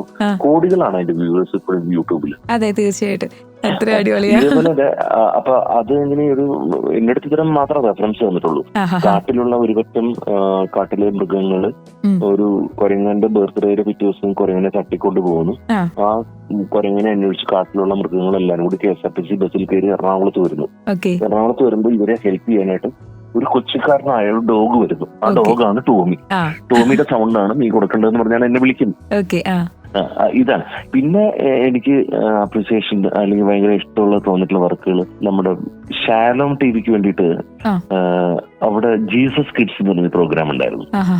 അപ്പൊ ഞാൻ ആക്ച്വലി ജീസസ് കിഡ്സിന്റെ പ്രോഗ്രാമിൽ ഡബ് ചെയ്യാനായിട്ട് പോകുന്നതിന് മുമ്പ് അവിടെ അതെങ്ങനെ ഓരോ മൃഗങ്ങളുടെ വേഷങ്ങളൊക്കെ ഇട്ടിട്ട് ആളുകൾ മനുഷ്യർ തന്നെ ആക്ട് ചെയ്യുന്നതാണ്. അപ്പൊ ആന ഉണ്ടാവും, കുരങ്ങൻ ഉണ്ടാവും, കുറുക്കൻ ഉണ്ടാവും, ഇങ്ങനെ ഒരുപാട് ഇതാണ് ചെന്നായ ഇങ്ങനെയുള്ള സാധനങ്ങളൊക്കെ വെച്ചിട്ട് ഇവര് പെർഫോം ചെയ്യും. അപ്പോ ആനയെ വഴിതെറ്റിക്കുന്ന ചെന്നായ, സ്കൂളിൽ പോകാനായിട്ട് സമ്മതിക്കാതിരിക്കുക, ഇങ്ങനെയൊക്കെയുള്ള പിള്ളേർക്ക് ഗുണപാഠങ്ങളായ കഥ. അപ്പൊ ഇവര് ഞാൻ ചെല്ലുന്നതിന് മുമ്പ് ഇവരുടെ ഡബിംഗ് എന്ന് വെച്ചിട്ടുണ്ടെങ്കിൽ ഇവര് ഭയങ്കര ഭക്തിരസം തുളുമ്പുന്ന രീതിയിൽ വളരെ അച്ചടി ഭാഷയിലൊക്കെ ഇങ്ങനെ ഡബ് ചെയ്തോണ്ടിരിക്കും. അപ്പൊ പെട്ടെന്ന് എന്നോട് ഇങ്ങനെ ഒരു ദിവസം ഇങ്ങനെ ചെയ്യാമോ എന്ന് ചോദിച്ചപ്പോ ഞാൻ അവിടെ ചെന്ന് കഴിഞ്ഞാൽ ഞാൻ ഇങ്ങനെ ഒന്ന് മാറ്റിക്കോട്ടെ എന്ന് ചോദിച്ചു. കുറച്ച് ഇത് അപ്പൊ ആൾക്കാണ്. അപ്പൊ അങ്ങനെ നമ്മൾ ഓരോ ഇപ്പൊ കുരങ്ങന്റെ സൗണ്ട് ഒരു എന്താ പറയുക കുറച്ച് ഒരു സിനിമാറ്റിക് രീതിയിലേക്ക് വന്നു. ജനാർദ്ദനാണ് ആനയുടെ സൗണ്ട് കൊടുത്തത്, ജനാർദ്ദൻ ജയന്റെ. അതുപോലെ ഇതിങ്ങനെ ഓരോരുത്തർ ഇതിങ്ങനെ ഒരു പ്യുവർ ആയിട്ട് അങ്ങനെയല്ല. കുരങ്ങൻ മിക്കു കുരങ്ങൻ എന്ന് പറഞ്ഞ കുരങ്ങനാണ്. ഇങ്ങനെ ഓരോ സിനിമയിലെ ഓരോ കഥാപാത്രങ്ങളുടെ ശബ്ദമായിട്ട് സാമ്യമുള്ള രീതിയിൽ ഇവർക്കൊക്കെ ശബ്ദം കൊടുത്ത് കൊച്ചു പ്രേമൻ ചേട്ടൻ ഒരു കുറുക്കന്റെ സൗണ്ട് ഒക്കെ കൊടുത്ത് ഇങ്ങനെയൊക്കെ കൊടുത്തു കഴിഞ്ഞിട്ട് അത് ഡബ് ചെയ്തു. അങ്ങനെ ടെലികാസ്റ്റ് തുടങ്ങി കഴിഞ്ഞിട്ട് അന്ന് ഈ പോസ്റ്റ് കാർഡിലാണ് അഭിപ്രായങ്ങളൊക്കെ എഴുതിയേക്കുന്നത്. ഈ അവിടെ ഏറ്റവും കൂടുതൽ എഴുത്തു വരാറുള്ളത് മിക്കു കുരങ്ങനായിരുന്നു എനിക്ക്. ഓക്കെ. അപ്പൊ നമുക്ക് സത്യം പറഞ്ഞാൽ നമ്മളാണെന്ന് അറിയില്ല, അവര് കുട്ടികൾ കുരങ്ങനെ എഴുത്തയക്കുക വീട്ടിൽ. അപ്പൊ അതൊക്കെ നമ്മളെ ഭയങ്കരമായിട്ട് എക്സൈറ്റ് ചെയ്യിക്കും. കാരണം നമ്മൾ ചെയ്ത ഒരു വർക്കിന്റെ ഇമ്പാക്ട് ആണല്ലോ ഇതെന്ന് അവർക്ക്, കുട്ടികളാണെങ്കിലും കുട്ടികളോർ മുതിർന്നവർ ആരെ നമ്മൾ എന്റർടൈൻ ചെയ്യിക്കുന്നു അതാണല്ലോ നമ്മുടെ ഒരു സക്സസ്. അതെ, തീർച്ചയായിട്ടും. അതെ അതെ. ഓക്കെ. അതുപോലെ തന്നെ ബോബനും മോളിയിലെ വക്കീലിനും ആശാനൊക്കെ ശബ്ദം കൊടുത്തതും ചേട്ടനായിരുന്നു. അതെ അതെ അതെ അതെ. ചേട്ടൻ ചേനക്ക് കൊടുക്കാറുണ്ട്. അപ്പൊ അത് എനിക്ക് ഏറ്റവും വലിയൊരു അത് ഈ പറഞ്ഞ സൗണ്ടുകളൊക്കെ ചുമ്മാ അല്ല, അതിന്റെ എഴുത്തുകാരനായ അതിന്റെ ടോംസ് സാറ് കേട്ട് അപ്രൂവൽ കിട്ടിയ വോയിസുകളായിരുന്നു അതെല്ലാം. അതെ, തീർച്ചയായിട്ടും. അദ്ദേഹത്തിന്റെ മനസ്സിലുണ്ടായിരുന്ന ശബ്ദം അതായിരുന്നു എന്ന് കേട്ടപ്പോ ഭയങ്കര അഭിമാനം തോന്നി. അതെ. ഓക്കെ ചേട്ടാ, ഞാൻ കേട്ടിട്ടുണ്ട് നമ്മൾ ഈ ശബ്ദത്തിൽ ജീവിക്കുന്ന ആളുകൾ, ഇപ്പം വോയിസ് ആക്ടേഴ്സ് ആയാലും അതുപോലെ തന്നെ സിംഗേഴ്സ് ആയാലും നമ്മൾ കുറച്ച് ഡിസിപ്ലിനൊക്കെ വേണം. തണുപ്പ് കഴിക്കാൻ പാടില്ല, അല്ലെങ്കിൽ ഒടുക്കെ അലറാൻ പാടില്ല, തൊണ്ടയിൽ സ്ക്രാച്ച് വീഴാൻ പാടില്ല, ഇങ്ങനെയൊക്കെ ഞാൻ പറഞ്ഞു കേട്ടിട്ടുണ്ട്. ശരിക്കും ഇത് അങ്ങനെ വേണം എന്നുണ്ടോ? അത് നിർബന്ധമാണോ? ഇല്ല, നമ്മള് ഈ അലറാൻ പാടില്ല എന്ന് പറഞ്ഞത് സത്യം തന്നെയാണ്. കാരണം തൊണ്ട നമ്മൾ അലറി കഴിഞ്ഞിട്ടുണ്ടെങ്കിൽ നമ്മുടെ തൊണ്ടയിൽ സ്ക്രാച്ച് വീഴും. അപ്പൊ തൊണ്ട അലറി കഴിഞ്ഞിട്ടുണ്ടെങ്കിൽ ആ രീതിയിലുള്ള ഒരു സൂത്തനിങ് എഫക്റ്റ് ഉള്ള എന്തെങ്കിലും ഒരു ട്രീറ്റ്മെന്റ് കൊടുക്കണം നമ്മൾ. കാരണം നമ്മൾ അത്രയും ഒരു ഡാമേജ് വരാൻ സാധ്യതയുള്ള ഒരു പ്രക്രിയയാണ് ഈ അലർച്ച എന്നുള്ളത്. അപ്പൊ അത് ചെയ്ത് കഴിഞ്ഞാൽ കുറച്ചു നേരം റെസ്റ്റ് തൊണ്ടയ്ക്ക് കൊടുക്കുക, അല്ലെങ്കിൽ നല്ല ചൂടുവെള്ളം അല്ലെങ്കിൽ ഇതിന് കുടിക്കുക, അല്ലെങ്കിൽ എന്തെങ്കിലും റെസ്റ്റ് കൊടുക്കുക. എപ്പോഴും സൗണ്ടിന് റെസ്റ്റ് കൊടുക്കുക. കണ്ടിന്യൂസ്ലി ഒരു 2 മണിക്കൂറൊക്കെ ഒരിക്കലും ഡബ് ചെയ്യാൻ പാടില്ല ശരിക്കും പറഞ്ഞാൽ. അതിപ്പോ ടീച്ചേഴ്സ് ആണെങ്കിലും ഏറ്റവും കൂടുതൽ വോയിസ് കൊണ്ട് ഉപയോഗിക്കുന്ന ഡബിങ് ആർട്ടിസ്റ്റുകളേക്കാൾ ഉപരി ടീച്ചേഴ്സ് ആണെന്ന് ഞാൻ പറയുള്ളൂ. ടീച്ചേഴ്സിന്റെ ഇപ്പൊ നമ്മളൊരു പിക്കാസ് കൊടുത്തിട്ട് ഒരാളോട് രാവിലെ തൊട്ട് വൈകുന്നേരം വരെ പറമ്പ് കളിക്കാൻ പറഞ്ഞാൽ അതൊരു ബുദ്ധിമുട്ട് ചിലപ്പോൾ ഉണ്ടല്ലോ, സ്ഥിരം പണിതുകൊണ്ടിരിക്കുന്ന ഒരാൾ. നേരെ പഠിച്ച ഒരാളോട് പറയുകയാണ് രാവിലെ തൊട്ട് വൈകുന്നേരം വരെ നിങ്ങൾ വെയിലത്ത് നിന്നിറങ്ങണ്ട, തണലത്ത് നിന്നിട്ട് രാവിലെ തൊട്ട് വൈകുന്നേരം വരെ ഈ മൈക്കിൽ കൂടി ഒരു പ്രസംഗം അവതരിപ്പിക്കാൻ പറഞ്ഞാൽ എത്ര ഞാൻ ചെയ്തു നോക്കുക ആൾക്കാരിൽ. നമുക്ക് സംസാരിക്കാൻ പറഞ്ഞാൽ ഭയങ്കര എഫർട്ടാണ് നമുക്ക്. ഒരിക്കലും ആൾക്കാർ പുറത്തുനിന്ന് കാണുന്ന പോലെ റേഡിയോ ജോക്കിന്റെയും അനൗൺസറുടെയും അല്ലെങ്കിൽ ഡബിങ് ആർട്ടിസ്റ്റിന്റെയും എഫർട്ട്ലെസ് ജോലിയാന്ന് കരുതരുത്. നല്ല എഫർട്ട് ഉണ്ട്. കാരണം മൈൻഡാണ്. ഇത്രയും തന്നെ നമ്മൾ സംസാരിച്ച് നമുക്ക് അറിയാവുന്ന മേഖലകളെ കുറിച്ച് നമ്മൾ അങ്ങോട്ടും കൂടി സംസാരിച്ചു. പക്ഷെ ഓൾറെഡി ഇത് നമ്മൾ ഇത് കഴിഞ്ഞ് കുറച്ചു നേരം നമ്മൾ റെസ്റ്റ് ചെയ്യണം ശരിക്കും, ഫസ്റ്റായിട്ട്. അത്രേ ഉള്ളൂ, അല്ലാതെ ഒന്നുമില്ല. പിന്നെ തണുപ്പ് കഴിക്കരുത്, ചൂട് കഴിക്കരുത്, അത് ഓരോരുത്തരുടെയും ഇതുപോലെ ഇരിക്കും. കാരണം നമുക്കിഷ്ടമുള്ളത് കഴിക്കുമ്പോഴാണ് നമ്മുടെ മനസ്സ് നിറയുന്നത്, അല്ലേ? അതെ, തീർച്ചയായിട്ടും. നമ്മുടെ മനസ്സ് നിറയുമ്പോഴാണ് നമുക്ക് നല്ല ശബ്ദം പുറത്തേക്ക് വരുള്ളൂ. നന്നായി പാട്ട് പാടുന്നതിന് മുമ്പ് നന്നായി ഭക്ഷണം കഴിക്കുന്നുണ്ട് ചിലർക്ക്. അത് നമ്മുടെ മനസ്സിനെ സന്തോഷിപ്പിക്കുന്നതാണ്. അത് ശരീരത്തിനും മനസ്സിനും തന്നെങ്കിൽ ഹാനികരമല്ലാത്തത് എന്ത്, ഹാനികരമെന്ന് ഡോക്ടർ പറയുന്നത് അല്ലാത്തത് എന്തും നമുക്ക് നമ്മുടെ മനസ്സിനെ നല്ല ഫുഡുകൾ ഒരുപാടുണ്ട് ലോകത്തല്ലേ. അതൊക്കെ നമ്മുടെ മനസ്സിനെ സന്തോഷിപ്പിക്കുന്ന കാര്യങ്ങളാണ്. അപ്പൊ അത് അമിതമാകാത്ത രീതിയിൽ നമ്മൾ കഴിക്കുക എന്നുള്ളത് തന്നെയാണ് നമ്മുടെ ജീവിതത്തിലെ സന്തോഷം. ചേട്ടന്റെ ഒരു ഇൻസ്പിറേഷൻ ആരായിരുന്നു ഈ ഒരു ഫീൽഡിൽ വന്നപ്പോ? അല്ല, ഇദ്ദേഹം എന്റെ ഒരു റോൾ മോഡലായിട്ട് ഞാൻ കാണുന്ന ഒരു വ്യക്തി, ഇത് ഇന്ന ആളാണ് എന്ന് തോന്നിയിട്ടുണ്ടോ ആരെങ്കിലും? അങ്ങനെ ചോദിച്ചാൽ ശബ്ദം കൊണ്ട് എല്ലാവരും എനിക്ക് എന്നെ എക്സൈറ്റ് ചെയ്തിട്ടുണ്ട്, ഞാൻ പറഞ്ഞല്ലോ. പിന്നെ ഈ പറഞ്ഞ പോലെ എനിക്ക് ഡബിങ്ങിലൊക്കെ എന്നെ എക്സൈറ്റ് ചെയ്തിട്ടുള്ള ഒരു മെയിൽ ഡബിങ് ആർട്ടിസ്റ്റിനേക്കാൾ ഉപരി എനിക്ക് ആനന്ദവല്ലി ചേച്ചി എനിക്ക് ഭയങ്കര തന്നെ എക്സൈറ്റ് ചെയ്തിട്ടുണ്ട്. അവരുടെയൊക്കെ ശബ്ദം ഭയങ്കര രസമാണ്. ഒരുപാട് കഥാപാത്രങ്ങൾക്ക് അവർ സൗണ്ട് കൊടുക്കും. ഒരു ലേഡി ഡബിങ് ആർട്ടിസ്റ്റ്, അവർ മിമിക്രി ആർട്ടിസ്റ്റ് അല്ല ആക്ച്വലി. പക്ഷെ അവർ കൊടുക്കുന്ന അവരുടെ ഒരു വെറൈറ്റി ഓഫ് ടോൺ അതൊക്കെ എന്നെ ഒരുപാട് എക്സൈറ്റ് ചെയ്തിട്ടുണ്ട്. എന്റെ ഒരു റോൾ മോഡൽ എന്ന് തന്നെ ഞാൻ ഇപ്പോഴും പറയാറുണ്ട്. അതെ, ഒരേ സീനിൽ തന്നെ ഒരുപാട് കഥാപാത്രങ്ങൾ വരുമ്പോൾ അവർക്കെല്ലാം ചേച്ചി ശബ്ദം കൊടുത്തിട്ടുള്ളതായിട്ട് കേട്ടിട്ടുണ്ട്. അത് മാത്രമല്ല, അവരുടെ ശബ്ദത്തില് മുഖത്ത് ഒരു ആക്ട്രസിന്റെ മുഖത്തൊന്നുമില്ലെങ്കിലും ശബ്ദത്തിൽ ഒരുപക്ഷെ ആനന്ദവല്ലി ചേച്ചി ഡബ് ചെയ്ത കഥാപാത്രങ്ങളൊക്കെ ബ്യൂട്ടി ചെയ്തിട്ട് കേട്ടാൽ അത്രയും കരച്ചിൽ നമുക്ക് വരുമെന്ന് സംശയമൊന്നുമില്ല. ആനന്ദവല്ലി ചേച്ചിയുടെ ശബ്ദത്തിലൂടെ നമ്മൾ കേട്ട് കരഞ്ഞിട്ടുള്ള പല കഥാപാത്രം അല്ലെങ്കിൽ മനസ്സുകൊണ്ട് നമുക്ക് ദുഃഖം തോന്നിയിട്ടുള്ള പല കഥാപാത്രവും ഒരുപക്ഷെ ആ ശബ്ദമൊന്നും മ്യൂട്ട് ചെയ്തിട്ടുണ്ടെങ്കിൽ നമുക്ക് അത്രയും വരത്തില്ല. അത്രയും ഫീലിങ്സുകൾ പുറത്തു വന്നിട്ടുള്ള ഒരു ശബ്ദം ചേച്ചി വന്നല്ലോ. അതിൽ എന്റെ മനസ്സിൽ നിൽക്കുന്നത് നമ്മുടെ ആകാശദൂത് മൂവിക്കകത്ത് അതിന്റെ ഒരു ക്ലൈമാക്സ് പോർഷൻ ഹസ്ബൻഡിനോട് മുരളിച്ചേട്ടന്റെ കഥാപാത്രത്തിനോട് സംസാരിക്കുന്ന ഒരു സീനുണ്ട്. അത് നമ്മൾ ഇപ്പോഴും ഈ ഇൻസ്റ്റാഗ്രാമിലൊക്കെ റീലിലൊക്കെ ആയിട്ട് വന്നിട്ട് കണ്ടിട്ടുണ്ട്. അപ്പൊ അത് വെറുതെ ഇപ്പൊ അത്രയും പോർഷൻ കണ്ടാൽ പോലും അറിയാണ്ട് കണ്ണു നിറഞ്ഞു പോകുന്നുണ്ട്. ഓക്കെ, ചേട്ടന്റെ ലൈഫിൽ നേടിയെന്ന് വിശ്വസിക്കുന്ന ഒരു ഏറ്റവും വലിയ അച്ചീവ്മെന്റ് എന്താണ്? ഞാൻ അങ്ങനെ ഒന്നും വിശ്വസിക്കുന്നില്ല. എനിക്ക് ഇനിയും ഒരുപാട് നേടാനുണ്ടെന്ന് തന്നെ വിശ്വസിക്കുന്നു. എനിക്ക് നേടാനായിട്ടുള്ള ഒന്നും നേടിയിട്ടില്ല. അപ്പോഴാണ് ശരിക്കും നമുക്ക് വളരാൻ പറ്റുക അല്ലേ, മുന്നോട്ട് പോകാൻ പറ്റുക. നമ്മുടെ നേടില് എനിക്ക് പലപ്പോഴും എനിക്ക് തോന്നിയിട്ടുള്ള ഒരു കാര്യം വെച്ചാൽ ഞാൻ ഡബിങ് എന്ന് പറയുന്ന സംഭവത്തിന്റെ ഏറ്റവും കൂടുതൽ അച്ചീവ്മെന്റുകളും കാര്യങ്ങളെല്ലാം കിട്ടും. ഇതിന്റെ അപ്പുറത്തേക്ക് ഒരു മേഖലയിലേക്ക് എനിക്ക് പോകാൻ പറ്റാത്ത ഒരു സ്ട്രക്കും എന്നെ ചിലപ്പോ എനിക്ക് മനസ്സിലൂടെ എനിക്ക് ഒരുപാട് പ്രയാസങ്ങൾ ഉണ്ടാക്കുന്ന കാര്യം. കാരണം ഞാൻ എന്റെ അടുത്ത ലെവലിലേക്ക് സ്വിച്ച് ചെയ്യേണ്ട സമയം കഴിഞ്ഞോ എന്ന് പലപ്പോഴും എനിക്ക് തോന്നാറുണ്ട്. പക്ഷെ എനിക്ക് അതിന് സാധിക്കാത്തത് പലപ്പോഴും ഈ ഡബിങ് മേഖലയിൽ തന്നെ എനിക്ക് ഒരുപാട് കമ്മിറ്റ്മെന്റ്സ് ഉണ്ട്. പിന്നെ ഒരു പരിധിവരെ എന്റെ ഉള്ളിലെ ഞാനെന്ന മടിയൻ, ഞാൻ എന്ന കംഫർട്ട് സോൺ, ഇതൊക്കെ എനിക്ക് ബ്രേക്ക് ചെയ്യാൻ സാധിക്കാത്തതിന്റെ ഒരു ചെറിയ ഫ്രസ്ട്രേഷൻ എനിക്കുണ്ട്.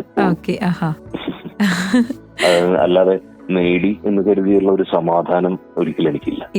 എനിക്ക് നെക്സ്റ്റ് ലെവലിലേക്ക് സ്വിച്ച് ചെയ്യാൻ സാധിക്കുന്നില്ല. അത് എന്റെ മാത്രം മിസ്റ്റേക്കാണ്. കാരണം ഞാൻ ഒത്തിരി എന്താ പറയുക, ഇന്നിപ്പോ ഞാൻ ഇത് നിർത്തിയിട്ട് വേറൊരു പരിപാടി തുടങ്ങി കഴിഞ്ഞാൽ ഞാൻ അവരുടെ അടുത്ത് ഇത്രയും സംഭവങ്ങൾ ചെയ്യാന്ന് പറഞ്ഞിട്ടുണ്ടാവില്ല. അപ്പൊ അത് ഇട്ടിട്ട് എനിക്ക് പോകാൻ പറ്റും. ഇങ്ങനെ പല കാര്യങ്ങളും ഉള്ളത് കൊണ്ട് എനിക്ക് ഇങ്ങോട്ട് സ്വിച്ച് ചെയ്യാനായിട്ട് വേണ്ട വിധത്തിലുള്ള ഒരു സ്വിച്ചിങ് നടന്നിട്ടില്ല ഡബിങ് ആർട്ടിസ്റ്റ് ആയതിനു ശേഷം. അപ്പോ ഈ കട്ടപ്പ പോലെ, സുപ്രീം യാസ്കിൻ പോലെ, ഇതുപോലെ എന്താ പറയാ, നമ്മളെ ഞെട്ടിക്കാൻ പറ്റിയ കഥാപാത്രങ്ങളൊക്കെ അണിയറയിൽ ഒരുങ്ങുന്നുണ്ടോ? എനിക്ക് അതിനെ കുറിച്ച് അറിയില്ല. എന്റെ അടുത്തേക്ക് എപ്പോഴാണ് ഒരു കോള് വരുന്നത് അപ്പോ മാത്രമേ എനിക്ക് അതിനെ കുറിച്ച് അറിയുള്ളൂ. അതുവരെ ഞാൻ ഇപ്പോഴും പ്രതീക്ഷിക്കുന്നു നല്ലത് വരട്ടെ. തീർച്ചയായിട്ടും എന്താ പറയുക, ഈ ഒരു മാതൃക ശബ്ദം കൊണ്ട് ഒരുപാട് കഥാപാത്രങ്ങൾക്ക് ഇനിയും ശബ്ദം നൽകാൻ പറ്റട്ടെ. അതൊക്കെ ഞങ്ങളെ ഇങ്ങനെ ഭയങ്കരമായിട്ട് രസിപ്പിക്കട്ടെ എന്ന് ഞാനും ആത്മാർത്ഥമായിട്ട് ആഗ്രഹിക്കുന്നു. തീർച്ചയായിട്ടും സന്തോഷം. അപ്പൊ എന്തായാലും അച്ചുവിനോടൊപ്പം രാവിലെ ഞാൻ സത്യം പറയാം, എനിക്ക് എന്താ പറയാ, ഞാൻ ഭയങ്കര എക്സൈറ്റഡ് ആയിരുന്നു. കാരണം ഇങ്ങനെ ഫോണിൽ കൂടി ഒരു ഇന്റർവ്യൂ എടുത്ത് അത് ഇത്രയും നേരത്തിനിടയ്ക്ക് വേറെ ശല്യങ്ങളോ അല്ലെങ്കിൽ വേറെ ഒന്നും ഡിസ്റ്റർബൻസ് ഒന്നും ഇല്ലാതെ ഇത് കംപ്ലീറ്റ് ചെയ്യാൻ സാധിച്ചു. അപ്പൊ ഞാൻ എന്താണ് പറയുന്നതെന്ന് ഉൾക്കൊണ്ട് അച്ചു അവിടുന്ന് ഒരുപാട് ക്വസ്റ്റ്യൻസ് ചോദിച്ചു. അതിനൊക്കെ എത്രമാത്രം എനിക്ക് നന്നായിട്ട് പറയാൻ സാധിച്ചിട്ടുണ്ടോ എന്ന് എനിക്കറിയില്ല. എന്തായാലും അല്ലെങ്കിൽ ഞാൻ ആരെങ്കിലും ബോറടിച്ചിട്ടുണ്ടോ എന്ന് എനിക്കറിയില്ല. എന്തായാലും അച്ചുവിനോട് എനിക്ക് ഒരുപാട് നന്ദി ഈ ഒരു ഇന്റർവ്യൂവിൽ എന്നെ പങ്കെടുത്തു. അപ്പൊ ചേട്ടാ, അപ്പൊ ഇത്രയും വലിയ തിരക്കിനിടയിലും ഇച്ചിരി സമയം നമുക്കായിട്ട് മാറ്റി വെച്ചിട്ട് ഒരുപാട് സന്തോഷമുണ്ട്. ഒരുപാട് വിശേഷങ്ങളുമായി നമ്മളുടെ കൂടെ റെഡ് കാർപ്പറ്റിൽ ഉണ്ടായിരുന്നത് നമ്മളുടെ സ്വന്തം ഡബിംഗ് ആർട്ടിസ്റ്റായ ഹരിശ്രീ പ്രവീൺ ചേട്ടനാണ് കേട്ടോ. അപ്പോ ഇന്നത്തെ റെഡ് കാർപ്പറ്റ് ഇവിടെ വൈൻഡപ്പ് ചെയ്യുകയാണ് ചേട്ടന്റെ ശബ്ദത്തോടുകൂടി. Red carpet only on Ashraya FM 90, നാടിനൊപ്പം നാട്ടാർക്കൊപ്പം.